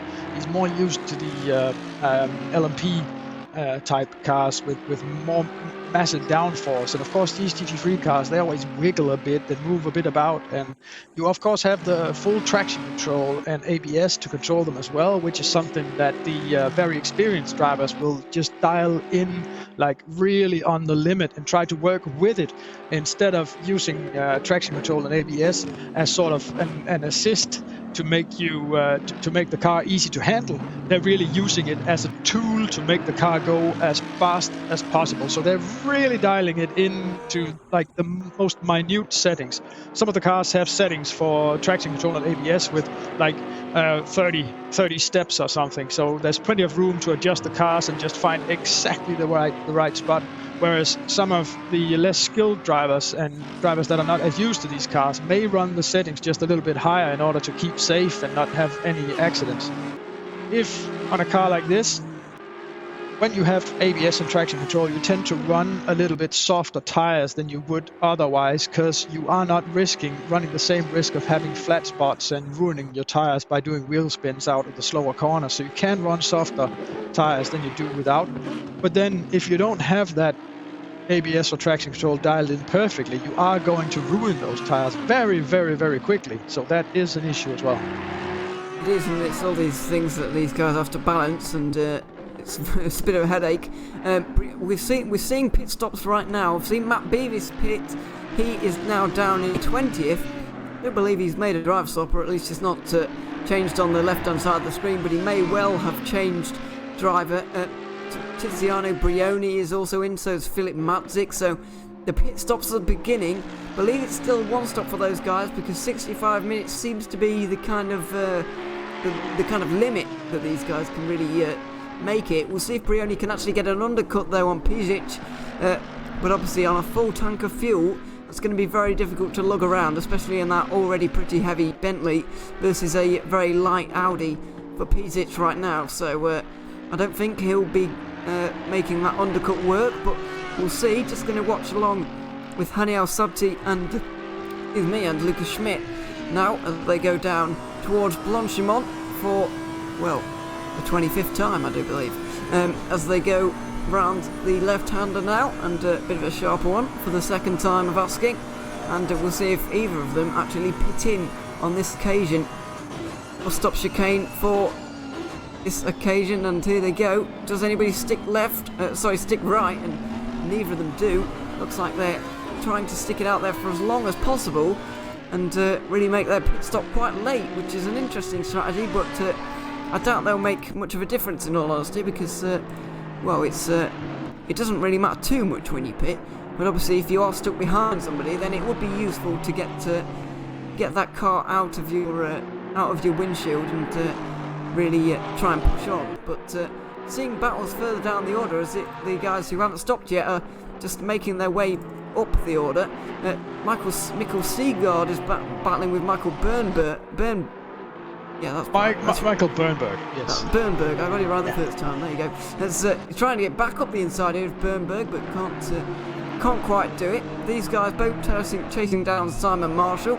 So these battles are starting to come towards the fore again, and Daniele Brambilla is also trying to get in on the act. It looks like, these guys who haven't stopped yet, starting to climb up the order for a brief moment, and we'll give them a bit of camera time here, because there's battles going on up and down the order, and it's good to see them all panning out at the moment.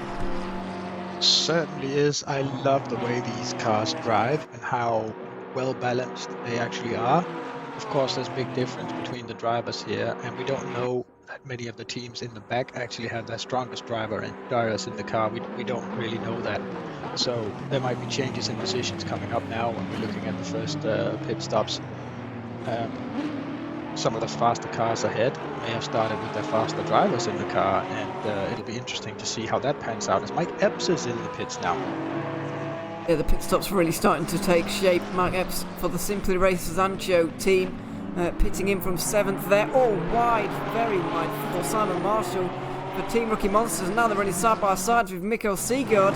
This could be bad as they go into Eau Rouge. Somebody's going to have to back down here, and it is going to be Marshall. That poor exit out of turn 1. Can he get a better run up Eau Rouge though? It's not really a corner you have to brake for that much, so it's hard to change your momentum and shift it around, although he has done it pretty well. That straight line speed of the Aston Martin now, he's going to use it, see if he can use it to good effect. He goes to the outside. Can he outbrake Segaard into the com? And he can't indeed. He's going to stick behind just for the very moment. And Andreasen is also looking, Bernberg is trying to make a move on the back here. Oh, big dive at the exit there, on the entry there for Rasmus Andreasen as he gets through on Simon Marshall. Marshall really, this is Michael Bernberg, I've been talking about the wrong person the whole time. That's terrible, but there you go. Bernberg just gets overtaken by Andreasen. Marshall's actually in 7th place and he's up ahead, and I've been getting confused with who's where, but there's Simon Marshall running all on his own, and that was Michael Bernberg getting overtaken there, not Simon Marshall. The pit stops for most of the teams right now, I see that the top 5 cars except from Hani Al-Sabti is in the pits as well now, so plenty of pit stops. The whole pit stop round is going on right now. It'll be interesting to see how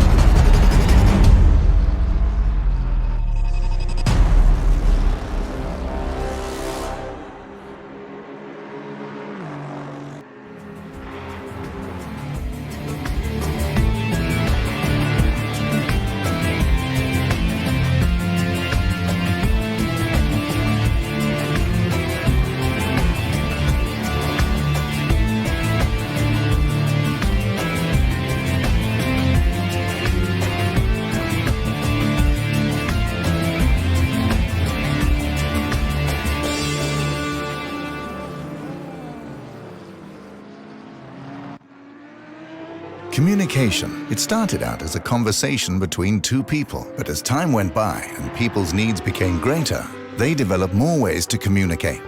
Businesses today need to minimize incomplete connections. Therefore, it is critical that they provide optimal service. Xilinx desktop, mobile and web applications can process everything from normal calls and callbacks to chats, emails, and social media inquiries. Let Xilinx liberate your business.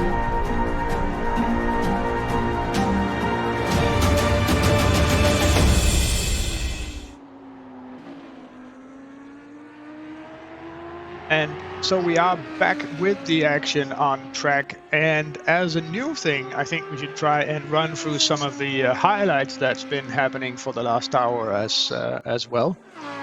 So let's go ahead and look at what happened. So we've been treated to lots of battles for the lead between Hani Al-Sabti quite a few times. There was a lot of attacks, and the other duel that we've been having is the duel between Michi Hoyer and, can you remind me, Evan, who it was he was battling with? I can't really remember the name. I'm not really into the drive. Yeah, that might have been matching. That was in the Ferrari. Yeah. Yeah, it was. The battles in the field that we've seen so far as well, we've seen a lot of battles between exactly the Aston Martin and the Ferrari, so maybe those two cars are exceptionally well matched on this track.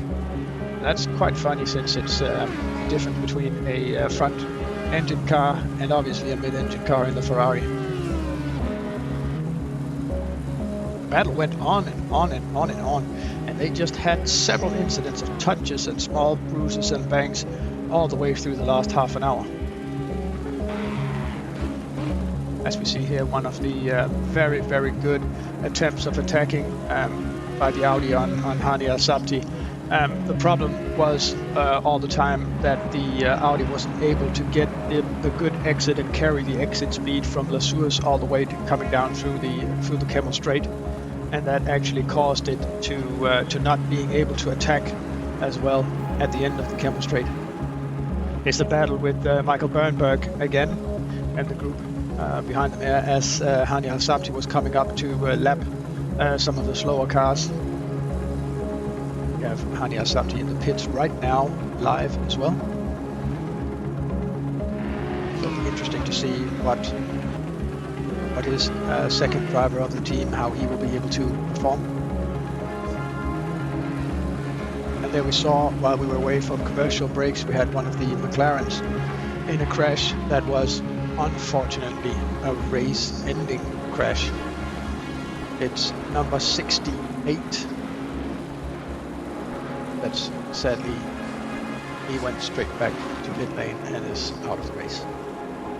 Yeah, that was unfortunate for them. Daniele Brambilla got really loose on the on just the crest of Eau Rouge, what you call Radion, really, just over the top, and he was just totally out of control, and it was a huge accident. So I'm not surprised that was race ending, because it really was a horrendous accident. Unfortunately, this is not real, because that would have hurt quite a lot, unfortunately. So there you go. We've got a lot of race leading pit stops going on at the moment. They're just shaking themselves out. Hani Al-Sabti in the pit lane, going to hand over to Alexander Vromont, we think. If he doesn't, then we're going to be in big trouble, because obviously these guys need to make a stop. There he is. I hope he is just releasing the pit limiter now. And there goes Alexander Vromont up through Eau Rouge. Just going to have to see where Tim Yarshall is in that other Euronics car, because he's actually quite a long way behind at the moment. Looks like Yarshall is not going to be able to overtake just for now, as the order is just going to need a little bit of time to shake itself out here as they all cross the first sector line. It should all shake itself out. We'll see in a moment what that gap is to Tim Yarshall, but I believe it's somewhere north of 10 seconds or somewhere around that margin. We'll just have to wait and see for now, as we're waiting for Yarshall. I'm just going to try and get a view of him at the moment, but I can't seem to quite select him at the moment, but we'll get a view of him as soon as we can, as it looks like Mikkel Sigard is out there right now. He is in second place for now, because he hasn't stopped yet, we don't believe, and we're still waiting for some of these guys to stop indeed, but looks like some of these gaps have got pretty large in this pit stop cycle. Yes, something's changed, and some places hasn't changed that much. And some of the guys that did these late pit stops now, they'll of course have conserved energy for the entire first part of the race. So if they have a faster driver to put in the car now, and he's going to be able to turn up the engine mix and whatever resources he has to push the car even harder, there we might be in for more battles, as some of the cars might be now starting to climb up through the ranks. Yeah, hopefully we do see those battles as we see those guys try and come through the field. Looks like the Euronics cars have done pretty well out of this. It looks like Daniel Frommelt has got into the number 59 car. He's just quite a way behind Pierluca Amato, who is another Italian driver, taking over from Brioni, and there he is, just in behind Amato, and we'll see how close he can really get to that Bentley up in front. But Leon Otoki is also looking like he wants to overtake Mikkel Segaard for second place. I'm unsure as to where Tim Yarshall has actually gone here. I've totally lost him and his car, so I'm hoping that is not an issue, that will persist and he'll appear somewhere where we're expecting him to, but I can't select him or find him at any moment on this circuit.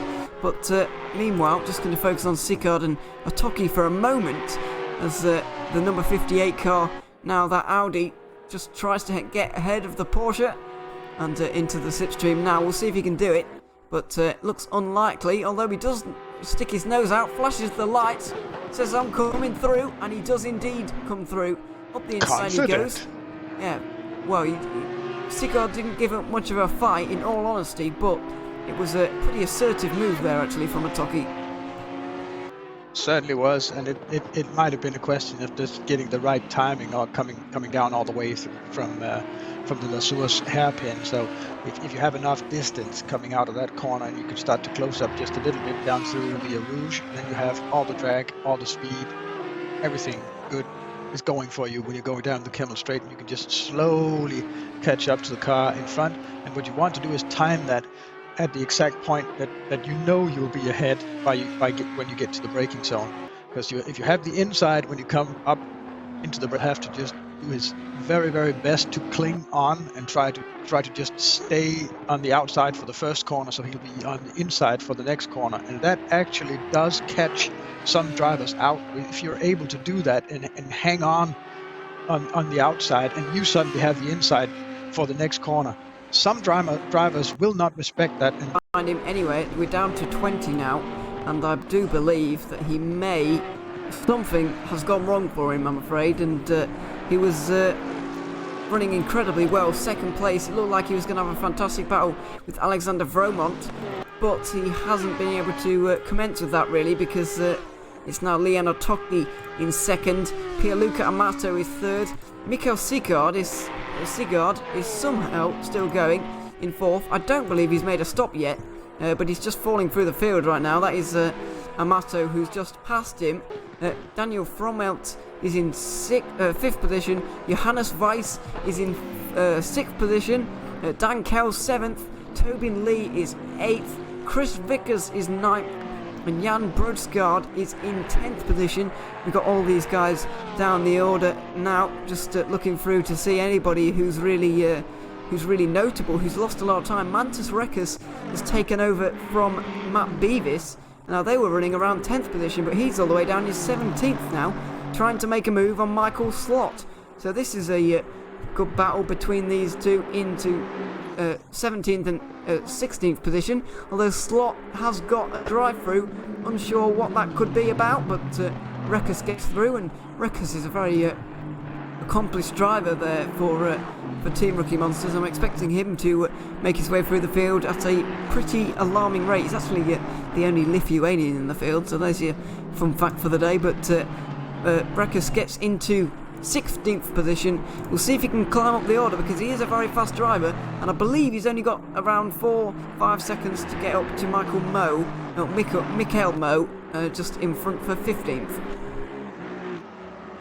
yes, and I believe that Michael Slot really soon has to serve this drive-through penalty. We haven't heard anything from race control, so obviously this penalty is assigned through the game, so he must have done something in the game that was set by the game for him to get this. Like, there's both a live stewards watching this race and assigning penalties in accordance with the teams filing incident reports.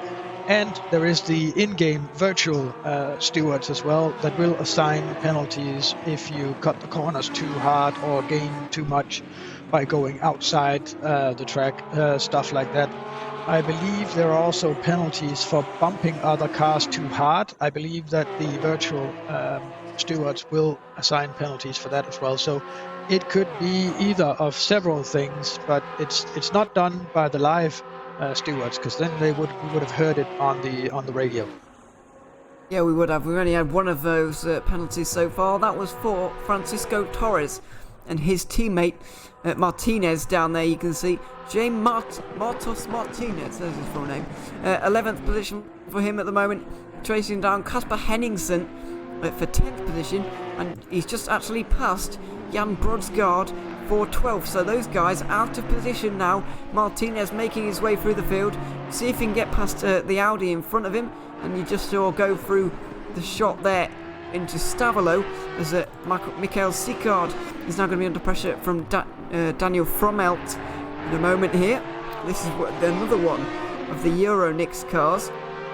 That Porsche just in front is a lap down, so I wouldn't worry about that one too much, but Sicard is going to have to defend here. But his tyres that look so old, and he's been out there for so long now that he's just going to pull to the left here, and I presume he's just going to let Frommelt have this one, and he sticks wide through the chicane, and indeed he does let him have that one. So funny thing there, he actually got a blue flag by the marshals because the in-game marshal judged him to be so slow that even though it was inside position, there was a blue flag waving. Saw that, but I just assumed I was seeing things, or it was the yellow flag, to be honest. But no, that's a very strange moment there. But there's a difference between blue flags in endurance racing and blue flags in sprint racing. In sprint racing, blue flags are assigned mostly based on position. So anyone in a position further down in the order will get the blue flag when a faster car comes to pass. But when you're doing endurance racing, the blue flags will be waved based on current car speed. So you could have a car that's in 15th position catching up after an accident, and then the car in 10th place would get a blue flag once the 15th position car is coming up to overtake them. Yeah, so it does work differently in terms of which different kind of racing you're doing. This is Leon Otoki that in second place at the moment. He's got over 10 seconds to catch up to Alexander Vromont. I did say before the break about a quarter of an hour ago that I was actually quite concerned about Vromont's pace relative to Al Sabti's, and that Tim Yarshall was going to be actually faster than him. Well, that might have been the case, but I'm afraid Tim Yarshall is now out of this race after handing over taking the car back over from Lucas Schmidt. And now, unfortunately, they're out. Leon Otoki is now in second place ahead of Pierluca Amato. Now then, Michael Sigard now pits into the pit lane, of course, and he's going to hand that Porsche over now, and they're going to drop down the order. Yes, and hopefully we are going to see them once they get out in their proper position on track. We are hoping to see them catch up some of the speed now, because they really need to be faster than they were when they were on track before. So let's see who will get in that car. I know that Mikkel Sigard is one of the fastest drivers, but we could be in for a surprise, as these are the drivers from the Viaduct Youth Club, and if some of our viewers are seasoned viewers of the GTR24H, they will recognize the efforts of the Viaduct Youth Club from our previous 24-hour endurance e-racing world championship races. And yeah, they're able to put up a pace, but what they are really good at is just sticking with it, like never give up, as Jimmy Broadbent would say it. Yeah, that was well, they don't, and they aren't at the moment. Still here. Fortunately, we've got only 18 remaining now. Still out there. Michael Pedersen is currently the last. Well, no, he's not. He's just gone. So Sean Bennett is the last of them. There is actually, Evan, there's a lot of talk on the chat right now about this build that was released earlier this week for Assetto Corsa, and a lot of people are talking about this. Actually, unfortunately, could be a bug with this specific build. I believe we've had people check that server settings and files and everything are actually quite perfectly in order, and it is actually different people experiencing exactly the same bug. So when it works for some people and it doesn't work for others, then it's obviously something is going on inside the game, sadly. Luckily for those guys that have suffered from this is only the first race of a 12-race season. So there's plenty of races and plenty of time to catch up. And who knows what comes in the coming races. Next race will be in 14 days at Branch Hatch, which is a vastly different track to Spa-Francorchamps. well, it's still a fast circuit, but it's very narrow, and it's going to be, well, it could be chaos if things go wrong. Hopefully they don't. We get a nice clean race there at Brands Hatch in Britain, but we may not. So be prepared for that, and hopefully, once again, hopefully we don't see that. Now, a quick mention while we've got a moment to everybody. That is somebody was heavily off track in front of.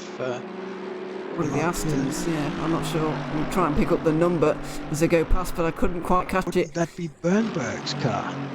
It looks like very similar, actually. We'll see. Just click on Bernberg. That's and, Jan Brosgaard in that car right now. I'm going to use my yes. Danish accent because that's the only way that name's going to work.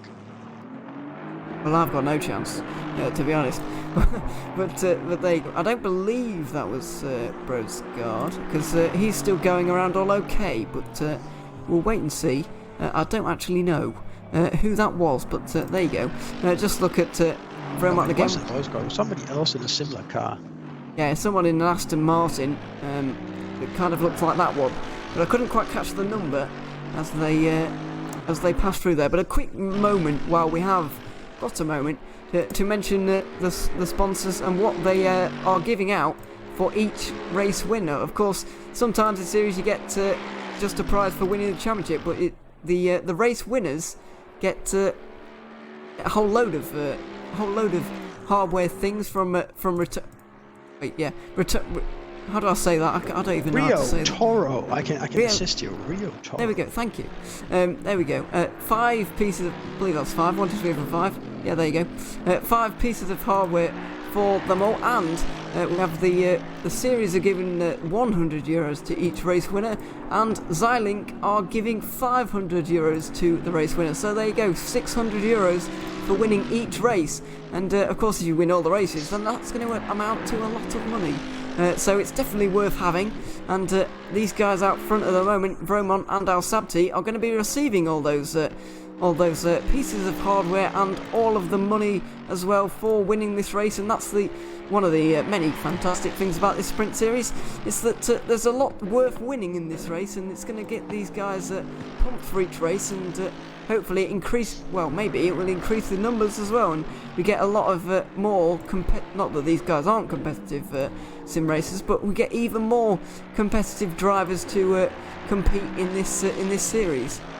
Yes, and it is a very new series to many of the teams as well, even the experienced teams racing in here. It is like running proper esports events in Assetto Corsa Competizione is a new thing, even though the game isn't really, you can't really call it new anymore. But it is new to esport racing, and the updates that came during the last year, and especially since New Year's, has made this game. It's very, very close to the leader when it comes to providing these close battles in these shorter endurance races. So we are considering this 2-hour race a sprint series. It's a little bit longer than a Formula 1 race, but to us in our regular race schedule, that's mostly 12 and 24-hour races. This is a sprint series of 12 2-hour races. The prize pool, I believe, it was announced that €6,000 in total. I believe that has risen quite a bit, because that is of course without the value of the different hardware prices, and it's also without various other sponsors bringing in more prices, which we think is going to happen throughout the season as well. So every race there'll be announcements for different things that will certainly be different throughout the season. So don't just count on it being the way it is now. And if you want to join this series, there's from tomorrow morning at, I believe it's about 8 or 10 o'clock Central European Summertime, the last remaining 4 spots are going to be put up on sale again. So if you want to enter, pay close attention to our website and our Facebook page. You can find that on facebook.com/GTR24H. It'll be announced there when the last tickets go on sale. It's very cheap. There's there's an entry fee of 50 euros. You can then have 2 different discounts for participating in various other ways than racing on the track in particular. And those discounts bring the price down to 10 euros. And what's going to happen is that when you finish and race when you field a car in all the races, you're going to get a payback of 50 euros for participating in the series. So actually, you could be making 40 euros from participating in this series. Yeah, so there you go. There's your incentive to go and join us. And of course, as you said, 4 remaining slots for these guys. And yeah, hopefully we do get them filled. Not as if we've not had good racing so far in this race, but it's always good to get a few others on board. Unfortunately, I think we've seen a similar issue with Michael Sicard and his number 64 car, that I believe they're out the race now. I can't see them anywhere, and I believe they're out as well. They're having such a good run in that Porsche, and I'm afraid I think that is it for them. So that is unfortunate, but we still have battling going on down the field. Michael Moe is battling with Mantis Rekas and Matt Webb here. I do believe this is a three-way battle. They're a little bit strung out right now, but I'm expecting Rekas to be able to get through these guys, because he is, in my opinion, the faster driver.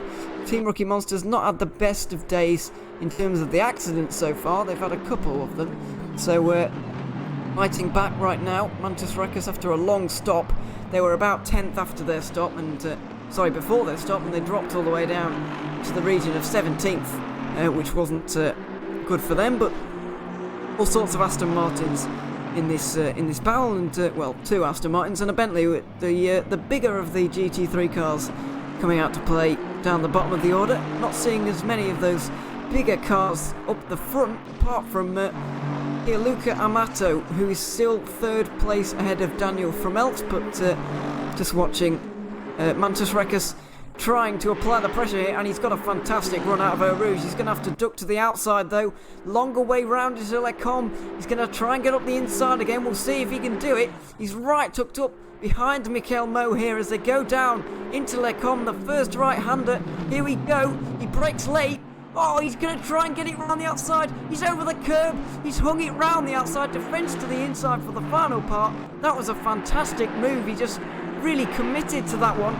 Michael Moe tried to push him out and tried to defend, but it was just fantastic from Mantis Rekas being able to get round the outside there, and there was no stopping him once he was halfway alongside. He knew he was going to get that position, and there was nothing that really Michael Moe could really do to stop him there. Remember when I talked about the dangers of being on the outside in turn 2 of the Lecombe chicane?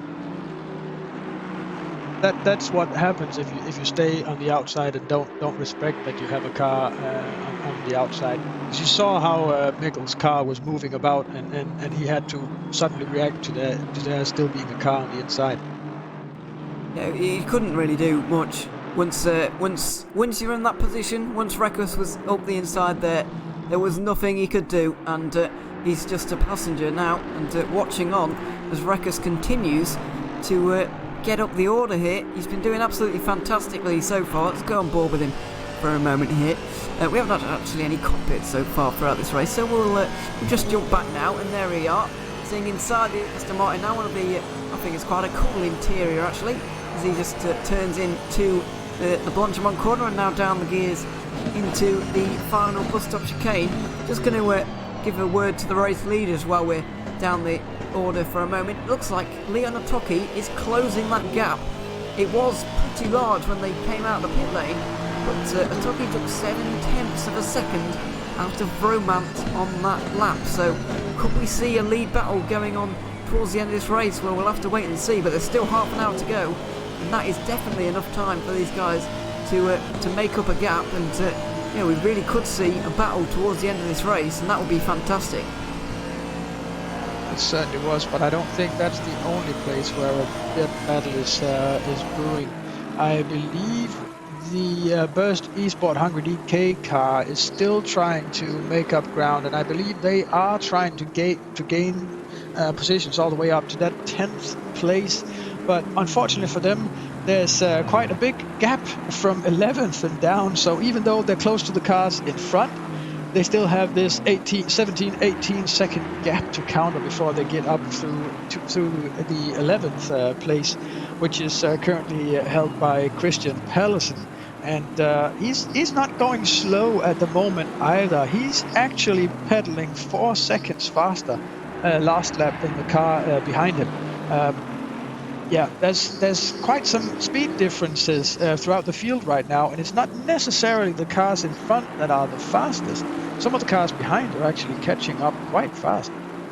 Yeah, they are showing some impressive pace, and if you've had issues earlier on in the day, then obviously that's going to be the case. You're going to be trying to come through the field. Matt Webb just went wide through Pooh. I'm not actually sure if he just let Reckers through there, because he just knew that that Team Rookie Monsters car was going to get through anyway, but he went wide no matter what he was trying to do.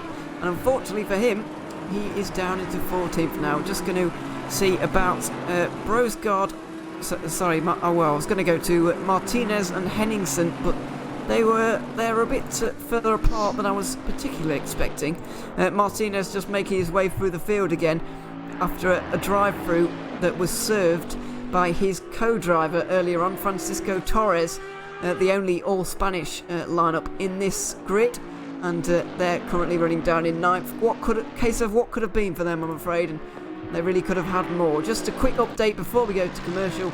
On the front of the field, this is Alexander Vermont coming through no-name corner, and he has got just a few seconds on Leon Otoki, as looks like you're just going to watch him now as well, and there he goes through no-name corner. So going to go on board with Leon Otoki as we go to another commercial break here. Half an hour to go, and we will be going with you throughout the rest of this race without any commercials.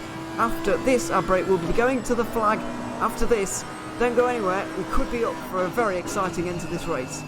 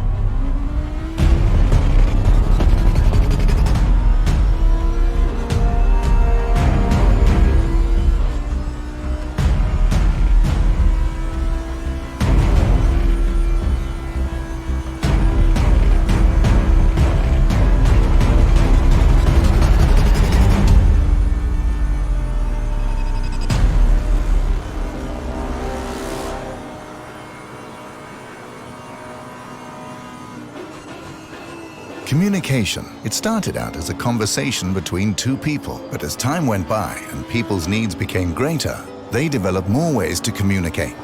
Businesses today need to minimize incomplete connections. Therefore, it is critical that they provide optimal service. Xilinx desktop, mobile and web applications can process everything from normal calls and callbacks to chats, emails, and social media inquiries. Let Xilinx liberate your business.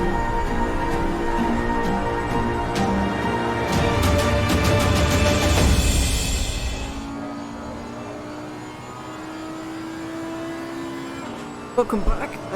Currently on board with Leon Otoki at the moment, trying to chase down Alexander Vermont in front. Just took 0.2 of a second out of him on that occasion. He's still got about 8 seconds to catch, though, I'm afraid. And unfortunately, unless he gets a real pace on right now, I don't think he's going to be able to make up any ground. He's got about 11 or 12 laps to go, and they all have, I do believe.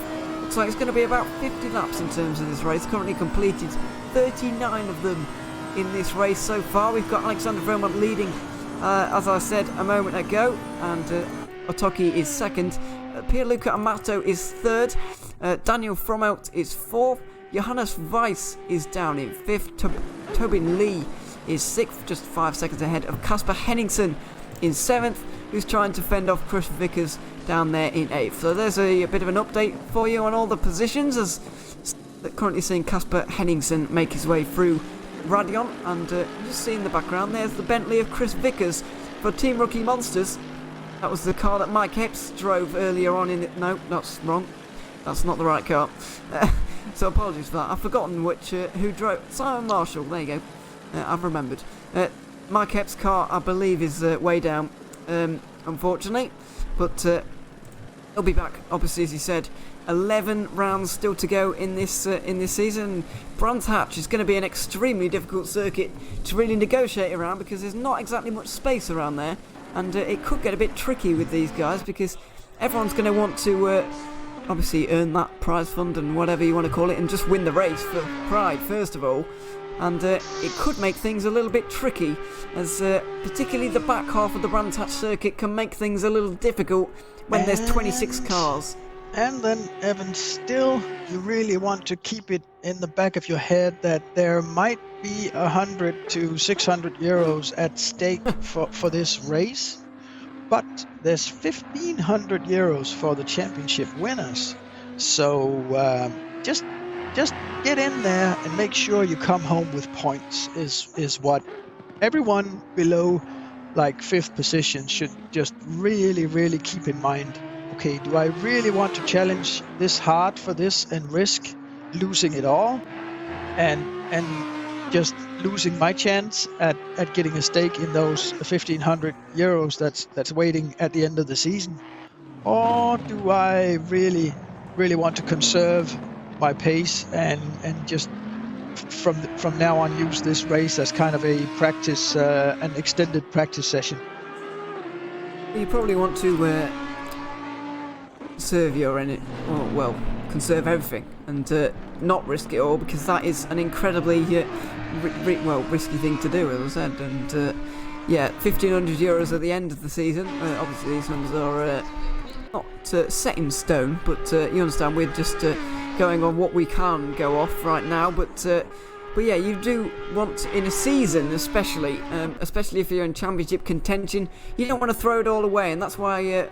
Even if Leon Otoki does catch up to Alexander Vromont in the back part of this race, I don't know if he's going to risk it all trying to send it down the inside somewhere, because there's a whole championship on the line here, and having 12 good races is better than having 6 great ones and 6 non-finishes.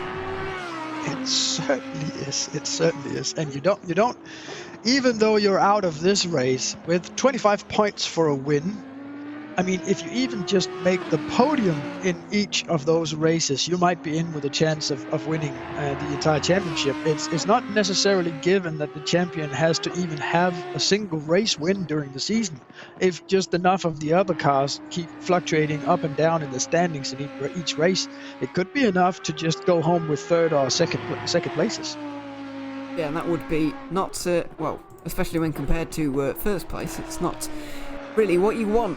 So just looking up and down the field for any battling going on right now, I believe that, just on a side note here, I believe that we've got the top, let me just work this out, the top 9 are still on the lead lap here, so a pretty close field right now. I understand it's a 2-minute lap, but it is a 2-hour race, which is a very long time to be holding the pace, and we've seen lots of incidents and accidents, and I'm sure if some of the driver issues get ironed out for next round or the coming rounds, we'll see much more competitive or getting a little bit closer up towards the front. I believe that gap for the race lead now is down to 7 seconds, and it's approaching on 6.5, so it's closing, but he's got Otoki's got 22 just under minutes to go, and he's not going to have a lot of time left if he's not careful to make this move. But as I said earlier, he might not go for it.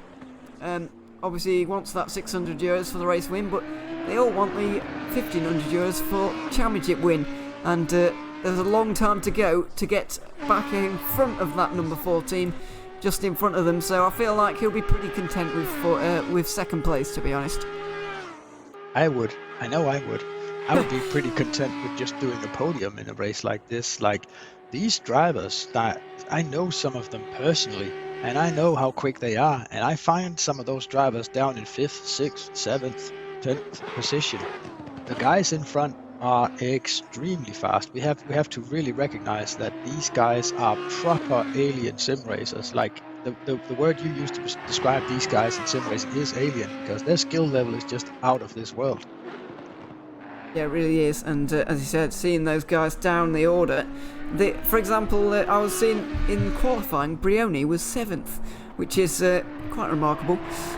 Wasn't expecting that at all. Maybe his race pace was a little bit better. Admittedly, he was able to stick it up with the Uranix guys for sure. But it's lead battle, by the way, just as a side thought, so I'll just interrupt myself. Atoki is closing at a bit of a rate here, a 10th of a second on the last lap. It's down to, I believe it's still 6-7 seconds. I think I'll just put that one to bed for now and see if it gets any closer later on in the race, because I'm probably getting too excited about it, and he might just miss out at the end here. We'll see though.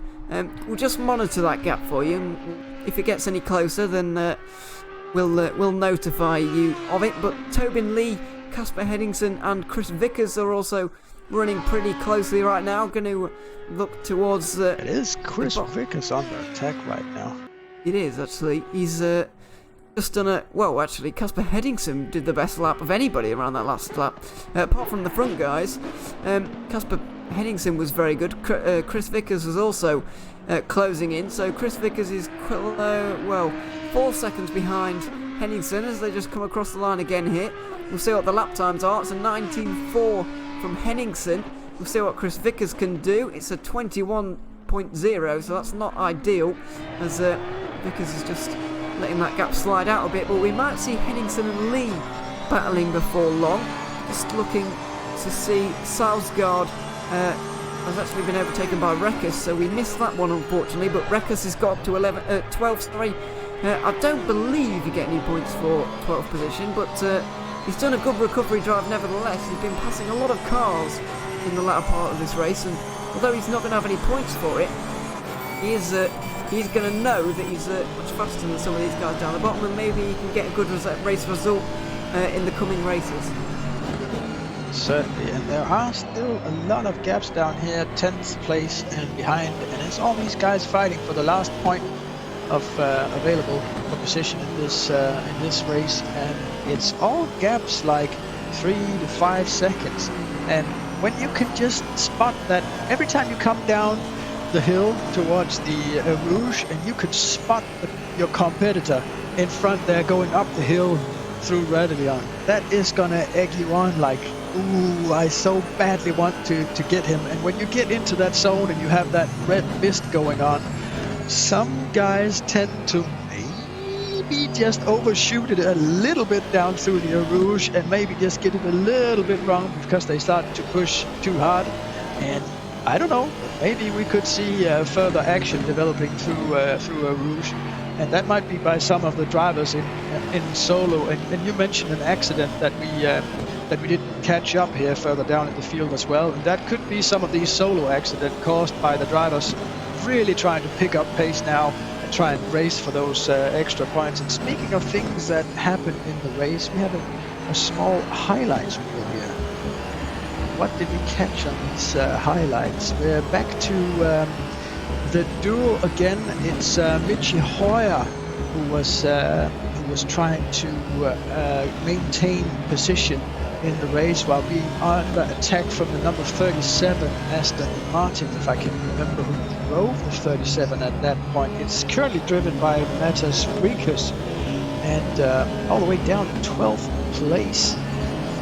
And maybe you can remind me, Evan, who was the who's the teammate of Michi Hoyer that's driving right now? That's Casper Henningsen, or Just find that out. I do believe it could be. No, it's not Henningsen. Could be Toby Lee. Yeah, that would be Toby Lee. Yeah, he's all the way up in 6th place. So the driver changes and everything really did have a huge impact on the relationship between those two cars. Yeah, it did. It's unfortunately, it's well, they're a little bit apart right now. Hopefully, they do close up again. Just trying to find get official confirmation on that, but we think... Oh no, Mikhail Mo took over from Michi Hoyer, apologies. So I'm not sure where Toby Lee's come from, but or who was driving the first in, but it's easy to forget all these drivers. We will learn. We will, yes. Evan, we have to take it easy right now. This is the first race of the season. The last entries was made 2 o'clock this afternoon. So we had since 2 o'clock until about 7 o'clock when we really started to prepare the stream. We had that time to prepare ourselves which drivers were going to be where. And I know that some of the teams that bought into this race hasn't really run. They've practiced. They've done some practice races, maybe a few practice races, but they've never done proper online racing with driver changes before. So it's all new to these guys as well. That is true. So... yeah, we're all learning here, and we've just seen about 50 drivers in these cars right now. If you think about it, with 26 cars starting, I believe it was 26, and obviously 2 drivers each. That'll be 52 drivers we have to remember, and I've forgotten most of them. So there you go. Not unsure what happened to Nico Hillebrand, in this race. He qualified well in 5th position, but he didn't seem to take the start in the race. Well, I haven't seen him.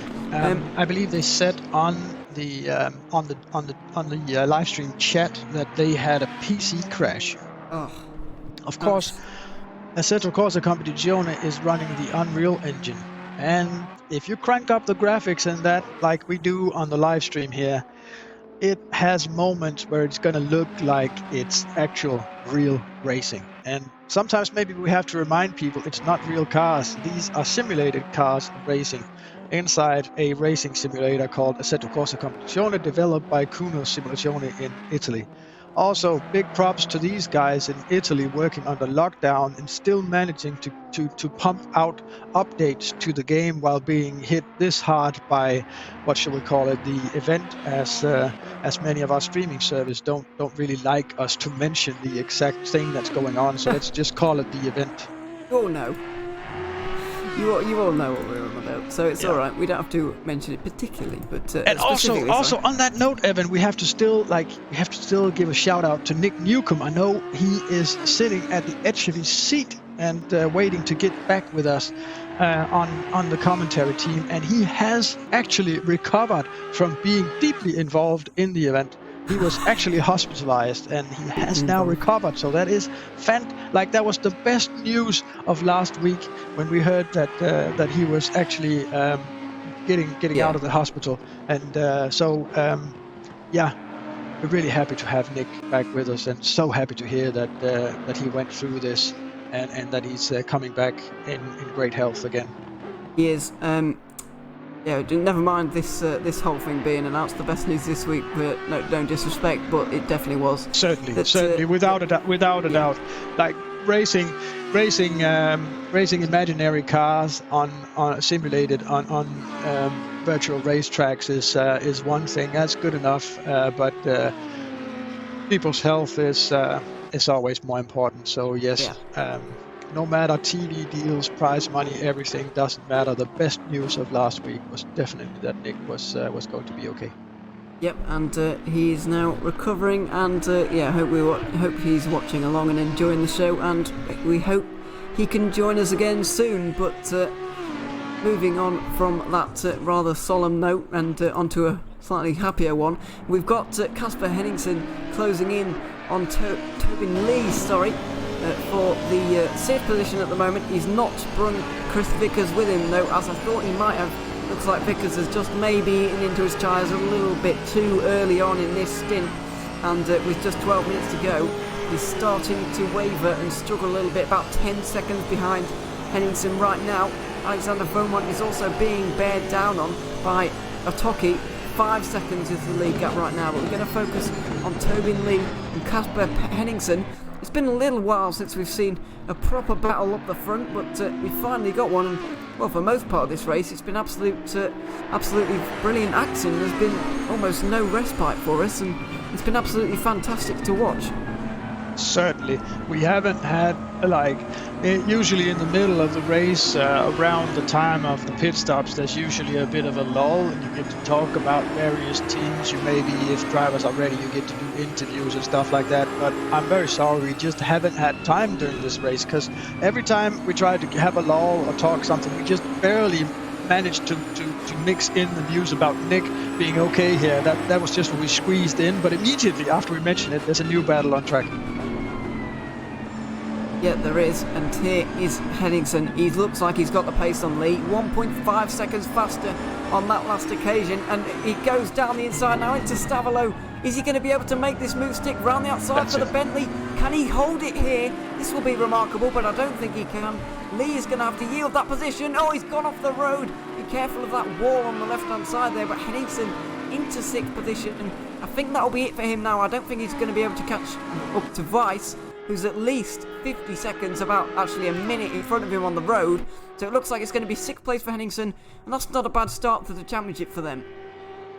No, they'll be pretty pleased with this. I would call it a recovery drive in the second part of the race here.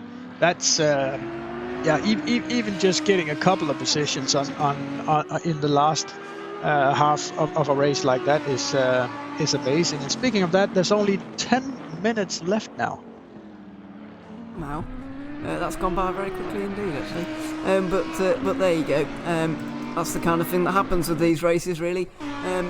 They just kind of go by very quickly indeed, and that's a good thing for us, because it means we're here for longer. And I mean, well, not a good thing for us. But I don't know if that's a good thing or not. I don't know why I said that at all. But there you go. I'm just kind of getting caught in the twilight zone of my own brain here as I slightly lose the plot. Only 2 hours in. But there you go. Just going to update you on the leaderboard, since I've totally lost it. Alexander Beaumont is in the lead of the race. Leonard Tocchi is second. Pierluca Amato is actually quite close to Tocchi. The top three separated by about 15 seconds at the moment, as Daniel Frommelt is in 4th position with Johannes Weiss in 5th. Those 5 are considerably ahead of the rest of them, it has to be said. Henningsen we've just seen go into 6th. Lee 7th. Vickers is 8th. Jaime Martos Martinez is in 9th. I thought he was going to actually try and make a move on Vickers, but it doesn't look like he's quite got the pace, I'm afraid. Jan Brosgaard is in 10th. Christian Pallesen is 11th, but still putting down some pretty impressive lap times. Mantus Reckers is 12th. Stephen Salsgaard is 13th. Matt Webb is 14th. Mikhail Moe not far behind him in 15th. Soren Christensen is in 16th. Michael Slot 17th. And Sean Bennett is the final man in this order in 18th at the moment. Just about 20 seconds behind the man in front. These guys have had a decent amount of battling today, and I believe they'll have had a good race. I don't think we've seen too many incidents. We've actually only seen one steward's decision, which is fantastic. And we've just seen a lot of clean racing, a lot of battling, and hopefully these guys are encouraged by what they've seen so far, and hopefully some of you at home are encouraged by what you've seen as well, and hopefully we get 4 more teams to sign up for next round as well. I think we certainly will. I do believe that some of the tracks later on the season offer the chance to have more teams entered for that specific race. So I'm not going to promise anything, but we might look at having single race entries as well. So that'll be people outside of the championship, like guest drivers coming in and doing just a single race. But I think it's about time to have a small onboard with our leading driver. So I'll be changing to that. And while we do that, we could listen to the engine and stuff like that. But I just wanted to say one thing. I've been putting on the timetable, Evan. Of course, you can't see that, but I've been putting on the timetable when you walk through the standings. And there seems to be a bit of a problem with the standings. It seems to be not updating properly. Although the standings are correct, it seems that the intervals seems to be a bit messed up. Yeah. So that might be an issue for this particular build of Assetto Corsa Competizione as well. Although the intervals that we are seeing here in our control tools seems a little bit more correct, but they sometimes even so seem to veer off dramatically. As Mikkel Segaard and Alisaro Cruzedo is actually in the pits, which I find very strange with Mikkel Sigard pitting. Of course, they didn't do the driver change, so they might be in for the driver change now. This would move Kasper Henriksen up another 2 places. I don't believe that they're actually in the race. I think they're just stuck there because when you try and select them, you can't. Those are extra 5th places. I see now. I have on my control board 5 5th place cars. That, of course, is not possible. But look at the dirt build up on the windscreen here. This is proper hard now to actually see the track and the lines. The sun's coming down and starting to interfere with the view out of the windscreen. It's getting really tough conditions. Apart from actually driving in the dark, which some drivers find it's sort of calming, maybe even sort of meditative to drive in the dark because nothing's disturbing you. I find always the hardest time to drive the car is when the sun is setting or coming up, when it's right low and your windscreen is so dirty that all the dirt catches the reflections of the light and it's just nearly impossible to see where you're going. Yeah, that is a difficult time. Personally, I don't actually find that very difficult. I feel like that is okay, but for some of these guys, obviously the sunset and the sunrise is a problem. For some of them, night driving as a whole is a real problem for them, and they really don't like it. For some, they just hate nighttime driving, but some are. And won't it be interesting, Evan, to see if night driving shows up in some of the later races? Well, yeah, hopefully. I believe that, it's 7 p.m. right now. I thought we were actually going to get a bit of darkness right now, but I forgot that it's actually nearly summer, so it's not quite dark at 4 o'clock anymore. So I kind of need to wake up a bit about that, but there you have it. 7, as you can see at the top there, it's that counts down the clock. Not only does the countdown timer, but what am I trying to say here? The legitimate time. As you can see there. Yeah, the time that will be on the virtual track right now is 3 minutes to 7 in the evening. That's what I'm trying to say. Yeah. I couldn't quite find the right words in the right order there, so thanks for that. But if I understood it, Evan, so will everybody else. Hopefully you understand what I'm saying, but it's approaching 7 o'clock here. We may see some nighttime driving in the future in this season as well. We'll have to watch that out as a little teaser there given by Peter. That's interesting. We'll see if we do get a bit of nighttime driving. Hopefully not at Brands Hatch next round, because that will be absolutely hell. Carnage waiting to happen. Oh yeah, it's gonna. Well, I'm seeing a bit of carnage in terms of anyway. To be honest, I think it could get messy if they're not careful. It could be a bit of a tricky round because, as we said, so narrow, so twisty, could be extremely difficult. So. We'll really see about that, and I hope that it's not a crash fest, but it could be. We've got to prepare ourselves for that. No, neither do I. We've got high-class drivers here, but we've seen even the highest class of drivers have issues today. We've seen one of the Euronix cars go off at Blanchimont. That was a big accident. Daniele Brambilla have a big accident at Eau Rouge, so it's not impossible, but we got the high standard of drivers here. Not expecting too much crashing, fortunately. So 2 minutes 40 seconds. It'll be 2 minutes 30 seconds when he crosses the finish line. So I believe we'll have the next lap and one more before we see the checkered flag coming out. Yeah, I believe as they cross the line there, they've got 2 laps to go. So it's going to be this one and then one more.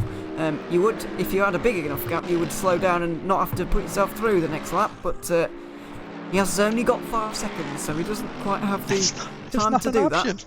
No, it's not even an option. He's got to continue on and pass Chris Vickers here. That is the Team Rookie Monsters Bentley that he's just passing. And I believe that the glitch on the timing is when you get a lap car in between them, because now you can see the time between Vroman and Toki appears to be 1 second, but actually that's the time gap between Vroman and that Bentley on the road. So I believe that is the issue there. We'll have to, and obviously in the earlier parts of the race, it's actually doesn't really matter because there's no lap cars, but especially at this point, there's many lap cars and it can mess with the time gaps a little bit. So apologies for that. We'll hopefully have that one fixed for next round or the rounds to come. but it's not a big issue as long as you know that it is an issue, and so you don't get excited over lead gaps when it's actually just a lap car.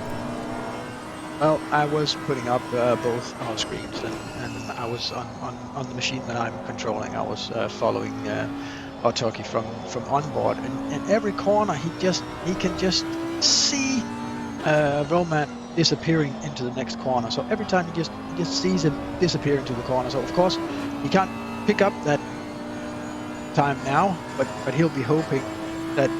Yeah, certainly when he had to lap the lap car, he would be hoping for a bit of trouble there so he could catch him up. But yeah, these on worn out tires. Of course, they both are. This is no time to gamble. So I think the front positions are now consolidated pretty solidly right now. The gaps are just too big for this to change on the last lap. So.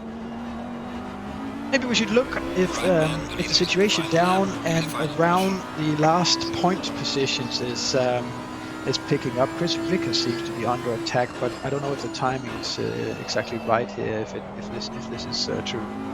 No, I don't think he is under attack at the moment. The man behind him is James Martos Martinez, who's just come over the line now about 10 seconds ago. I'm currently trying to run to the gap. I believe the gap between them is actually 11 seconds, unfortunately.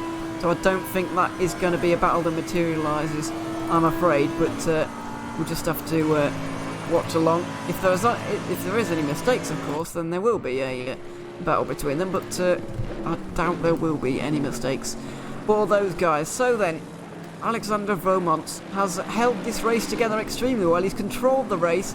I thought he was going to be under big pressure in the second half of the stint from Tim Yarschel, the German driver, but well, unfortunately for us, that battle has never really happened. And this number 4 car looks like, without me putting the commentator's curse on it completely, is going to take the win here in this Spa-Francorchamps Sprint Series race. I was about to call it the Belgian Grand Prix then, that would have been but it could be like the Belgian Grand Prix, but it's a GT Grand Prix. Yeah, well, yeah, there you go. The Belgian GT the Belgian GT Grand Prix. But anyway, the GTR24 Sprint Series round at Spa, round 1. There you go. Yeah. That sounds a bit better. As he just makes his way towards Stavolo right now. Of course, the corner named after the town that used to be there, but obviously it's not there anymore. Oh, well, the track used to go there completely. That's where the corner comes from. There's your fact for the day. As he comes out of the pull for a curve now as well, down towards Blanchimont. It looks like he's going to be under a bit of pressure towards the end here. 4 seconds is the margin. It has been close all day. You can see just in some of these shots in the background, you can see that Audi encroaching on this Mercedes. The two cars have been incredibly well matched throughout this race, but here he comes, Alexander Romont, final chicane into the bus stop chicane, and Alexander Romont and Haniel Sabti are going to win the GTR24 Sprint Series race here at Spa-Francorchamps by a very small margin. Awesome effort by the guys. Absolutely fantastic for them. Otoki seconds. Pierluca Amato wasn't too far behind there in third either. He's just negotiating one more lap car on his way. Good start for them in the championship as well. That makes for 3 different manufacturers on the podium. Fantastic Gives it a bit news of a wiggle. for the championship. I believe he's pretty happy about that. No, yeah, I would be as well. Little wiggle, sorry. Tromel coming in at 4th. He is, and that'll be good enough for them as well. Euronext 2nd and 4th, and it's a case of what could have been for the other car as well. Tim Yarschel, unfortunately with that glitch, wasn't able to retake that car as he came onto the second part of his stint, and that is unfortunate. These guys actually completing the race and doing their driver change and everything is actually quite amazing, because I know for a fact they did have problems with signing up and joining in the right way and stuff like that. So seeing these guys coming in on 5th is a piece of personal satisfaction to me, seeing that even though you have trouble, if you just keep fighting and just keep trying to do the right stuff, you can end up in a good position and take home some points. Actually, there was a situation right now where the later part of the point takers did actually get an extra lap. They actually did cross the finish line after the timing had run out, but because the leader hadn't crossed the finish line after the time ran out, they actually got to do an entire extra lap behind the leader. Yeah, so well, there you go. Unfortunate for them. if they don't like driving the track, obviously, but fortunate if they're enjoying themselves out there, and there's no reason why they won't be, as Casper Henningsen makes his way into the stop chicane. 6th place for him, not a bad drive, managed to get past Tobin Lee and put 10 seconds into him by the end. Looks like that Bentley's tyres really fell off a cliff towards the end of this race, and he was struggling as he weaves his way across the line. Pretty pleased with himself with that 6th place position, and here come the final couple of cars over the line. It's a Bentley photo finish for those guys. Tobin Lee taking 7th position with one of his Bentley friends there across the line and into La Source, and there you have it. That is all of your finishers, I do believe so. Alexander Vomont and Haniel Sabti winning that race, and well, not a dominant display, but I believe we're still waiting for the P10 car to finish the race. He's actually just coming down through the what they call it, the Fangnet corner, down towards Piff Puff. So there's still quite a lot to go before the last cars in the top 10 has finished. I don't know if they actually have finished, or if they indeed have to complete the laps of the leader. I'm unsure, but they were an entire lap behind, because they just were lapped by the leaders, and then had to do an entire extra lap before they crossed the finish line. It looks like Chris Vickers and James Martinez are in the pit lane, and they were a lap down as well, so I don't believe you have to do the full lap. So he's doing a proper real race cool down lap and driving the car back into the pit lane. That's proper effort. Bothered. Proper effort from some of these guys. The guys down the order might be a bit fed up by this point, and have just returned to the pit lane straight away, but there you go. Just going to get one final view of Alexander Vomont. There's your race winner pulling up in the pit lane, and they're going to be pretty pleased with themselves so far. Brands Hatch next week. We'll see if they can actually win again, because they've had a fantastic start to their season. They've got those €600. They've got their hardware rewards as well in terms of monetary value and physical prizes as well. So that's great news for them, and hopefully there's similar and more things to come in the coming races. Yes, and while we on our live stream broadcast are going to go to a commercial break now, we are going to ask the teams that have guys listening to this to please come and join us in the green room if you're ready for an interview, because it will really please us a lot to have a comment on the race and the entire situation, and especially I think we would like to hear from the top teams and everyone in the points if they're ready, and we also maybe want to hear from some of the guys that had to leave the race to hear about the technical issues and what's been going on. But for now, we're going to go to commercial break, and we hope that we're joined in the green room by some of our competitors.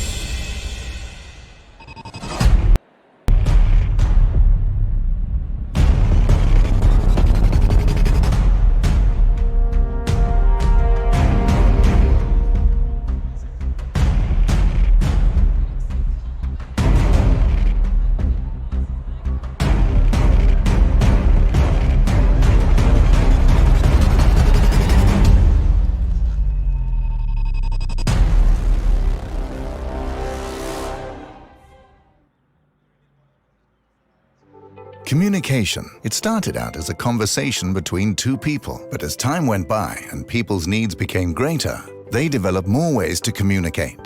Businesses today need to minimize incomplete connections. Therefore, it is critical that they provide optimal service. Xilinx desktop, mobile and web applications can process everything from normal calls and callbacks to chats, emails, and social media inquiries. Let Xilinx liberate your business.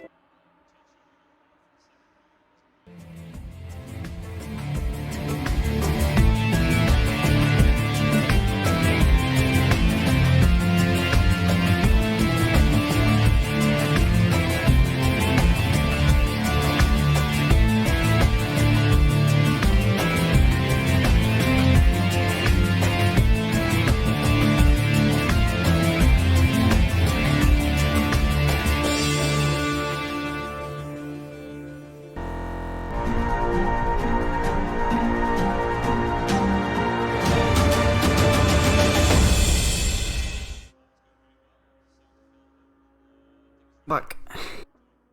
Yes, and we're actually back with the stream after the commercial break as well, so that's very, very well timed. I just had a small talk with John in race control, and it seems that a lot of the teams are very, very frustrated with all the issues that we've had in this race. I'm sorry as well, but like, our server has provenly been running without any issues at all. We haven't seen pings or anything like that out of the ordinary. Nothing. I actually think that if somebody wants to be angry and point the finger in some direction, we do have to a bit point the finger in the direction of the last build of Assetto Corsa Competizione here, which seems to have introduced some issues. I'm not really sure that the whole situation about doing live driver changes is sort of perfectly developed yet. That might not be entirely well baked yet, but yeah, we're doing the best we can. And as far as hardware issues go, I think we have to look at how stuff happens with your hardware in real life racing as well. I think we talked a lot about this with Ocean and Nick and the other guys during the GTR24H Endurance E-Racing World Championship last year. Part of doing this sim racing is preparing your computer. I know Assetto Corsa Competizione is heavy on computers. It's perhaps heavier than any other simulation on the market, so that could be a big issue. People are simply not ready to having their PC running at 100% load for hours on end.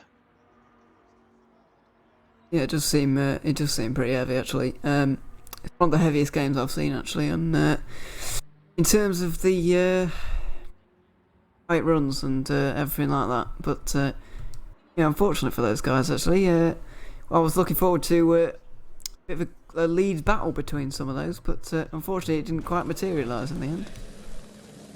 No, it's quite sad that we didn't have anything like that happen. But we did get to see some good battles down the field, and it was actually, I think, only just the last 5 minutes or so where we could actually lean back and enjoy the winners taking home the victory. Yeah, so hopefully more of the same next week. Not next week. Hopefully. Week after. Every 2 weeks, isn't it? Yeah, it is.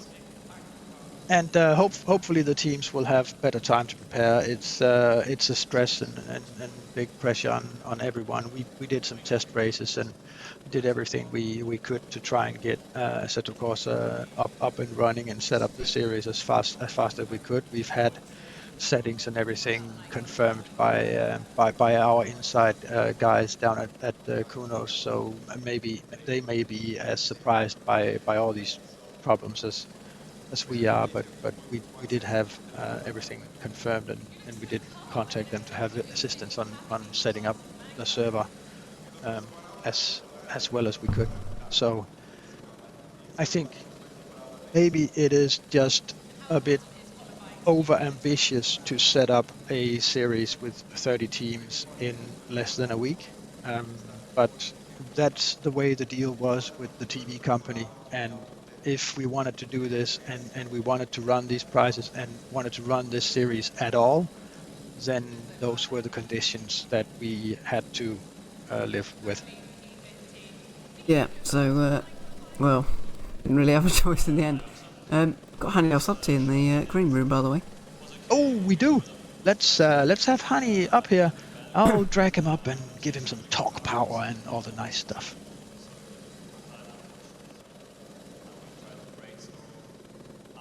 There we go, Hani. Welcome. Hi guys. How are you doing? Fine. Happy after the win, of course. Yes, congratulations. Thank you.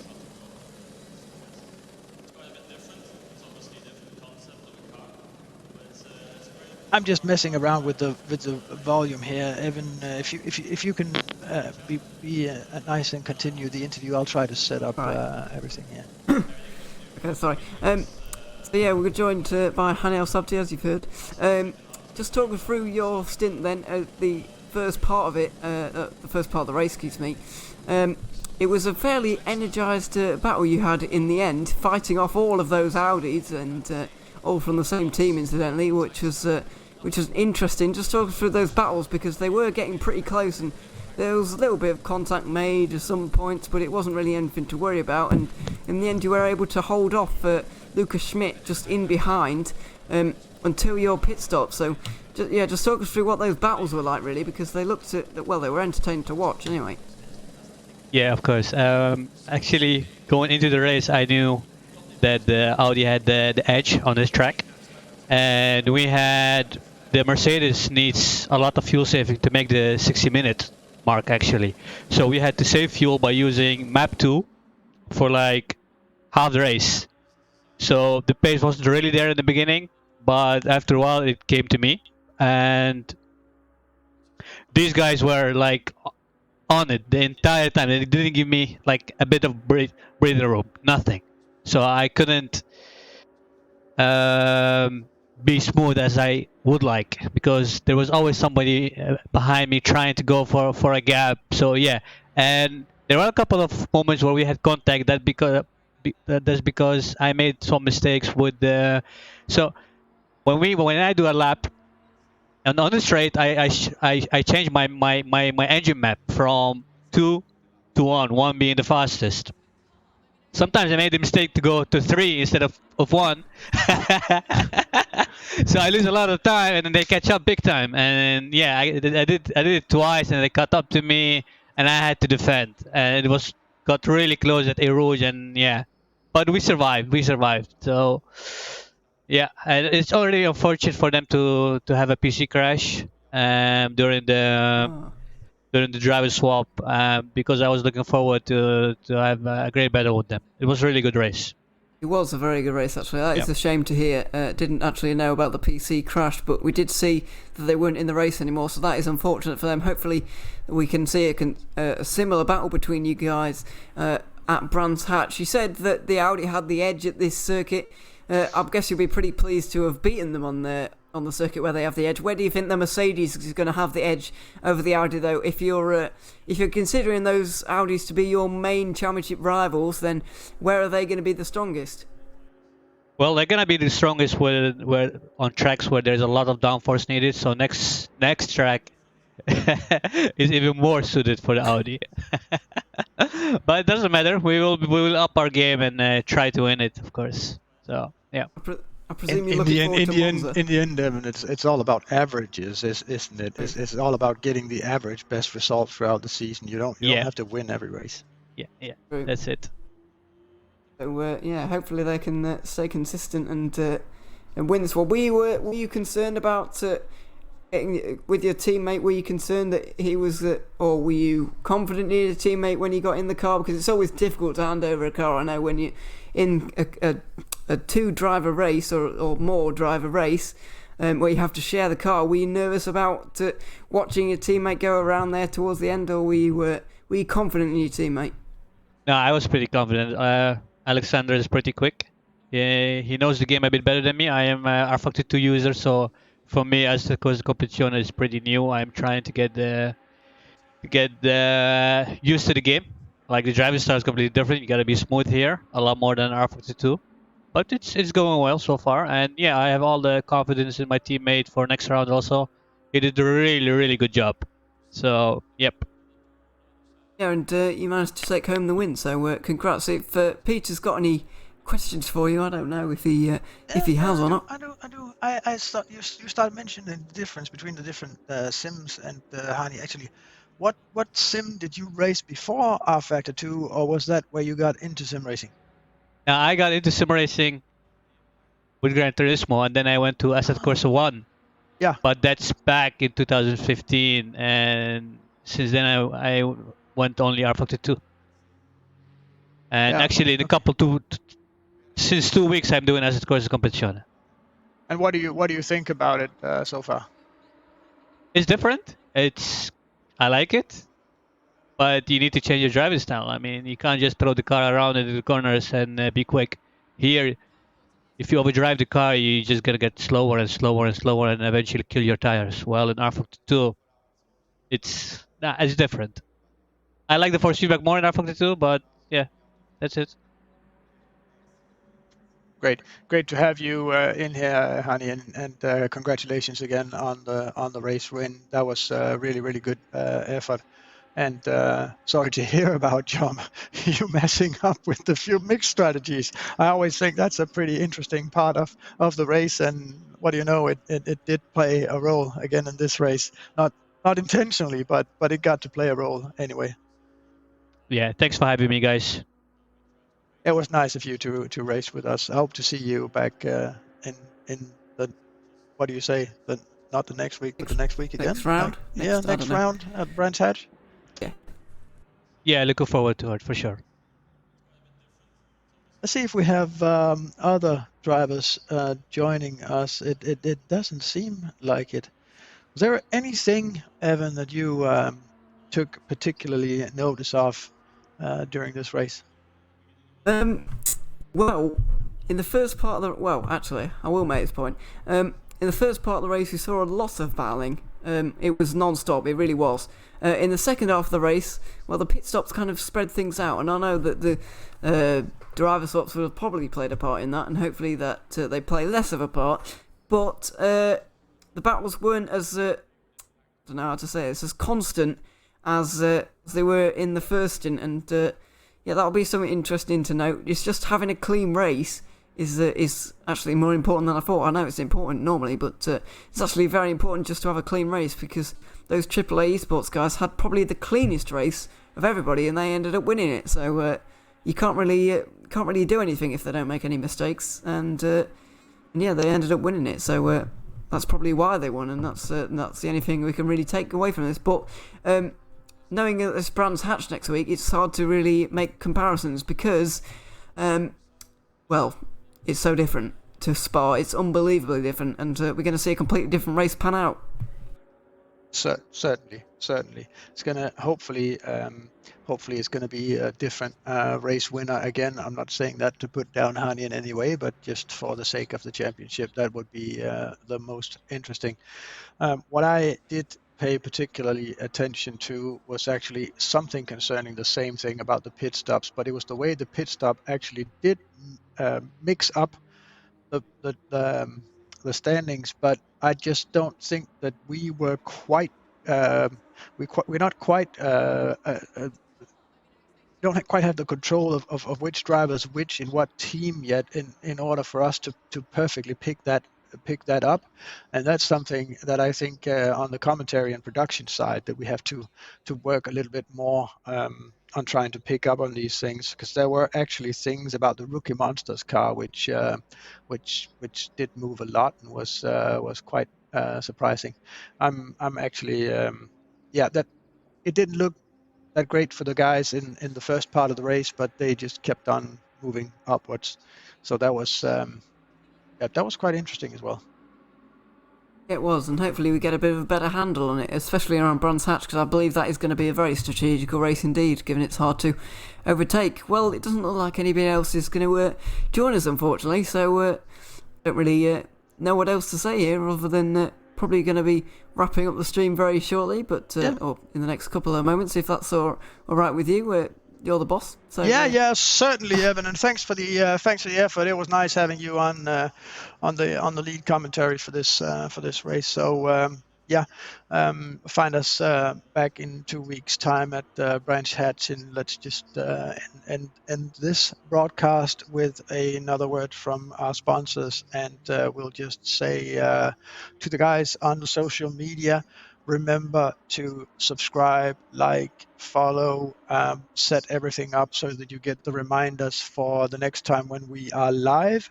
We're actually coming back live tomorrow already with another official practice from the Nürburgring. I do not know what commentary we're going to have on that, but we are coming back with another live stream tomorrow.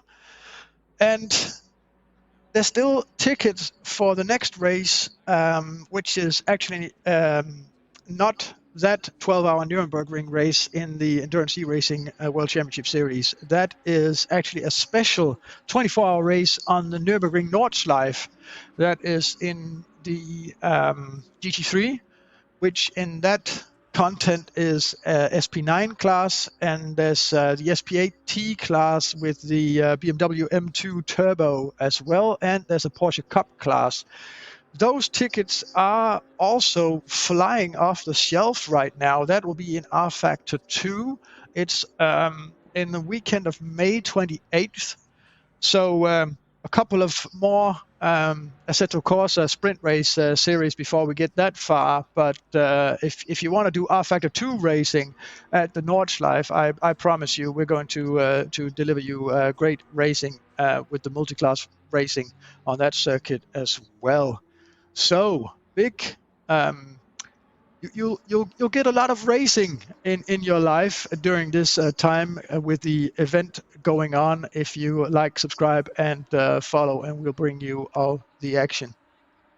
With that said, I was Peter Malcolm, and with me was Ewan O'Leary. Yes. Word from our sponsors, and we'll be back tomorrow. Bye.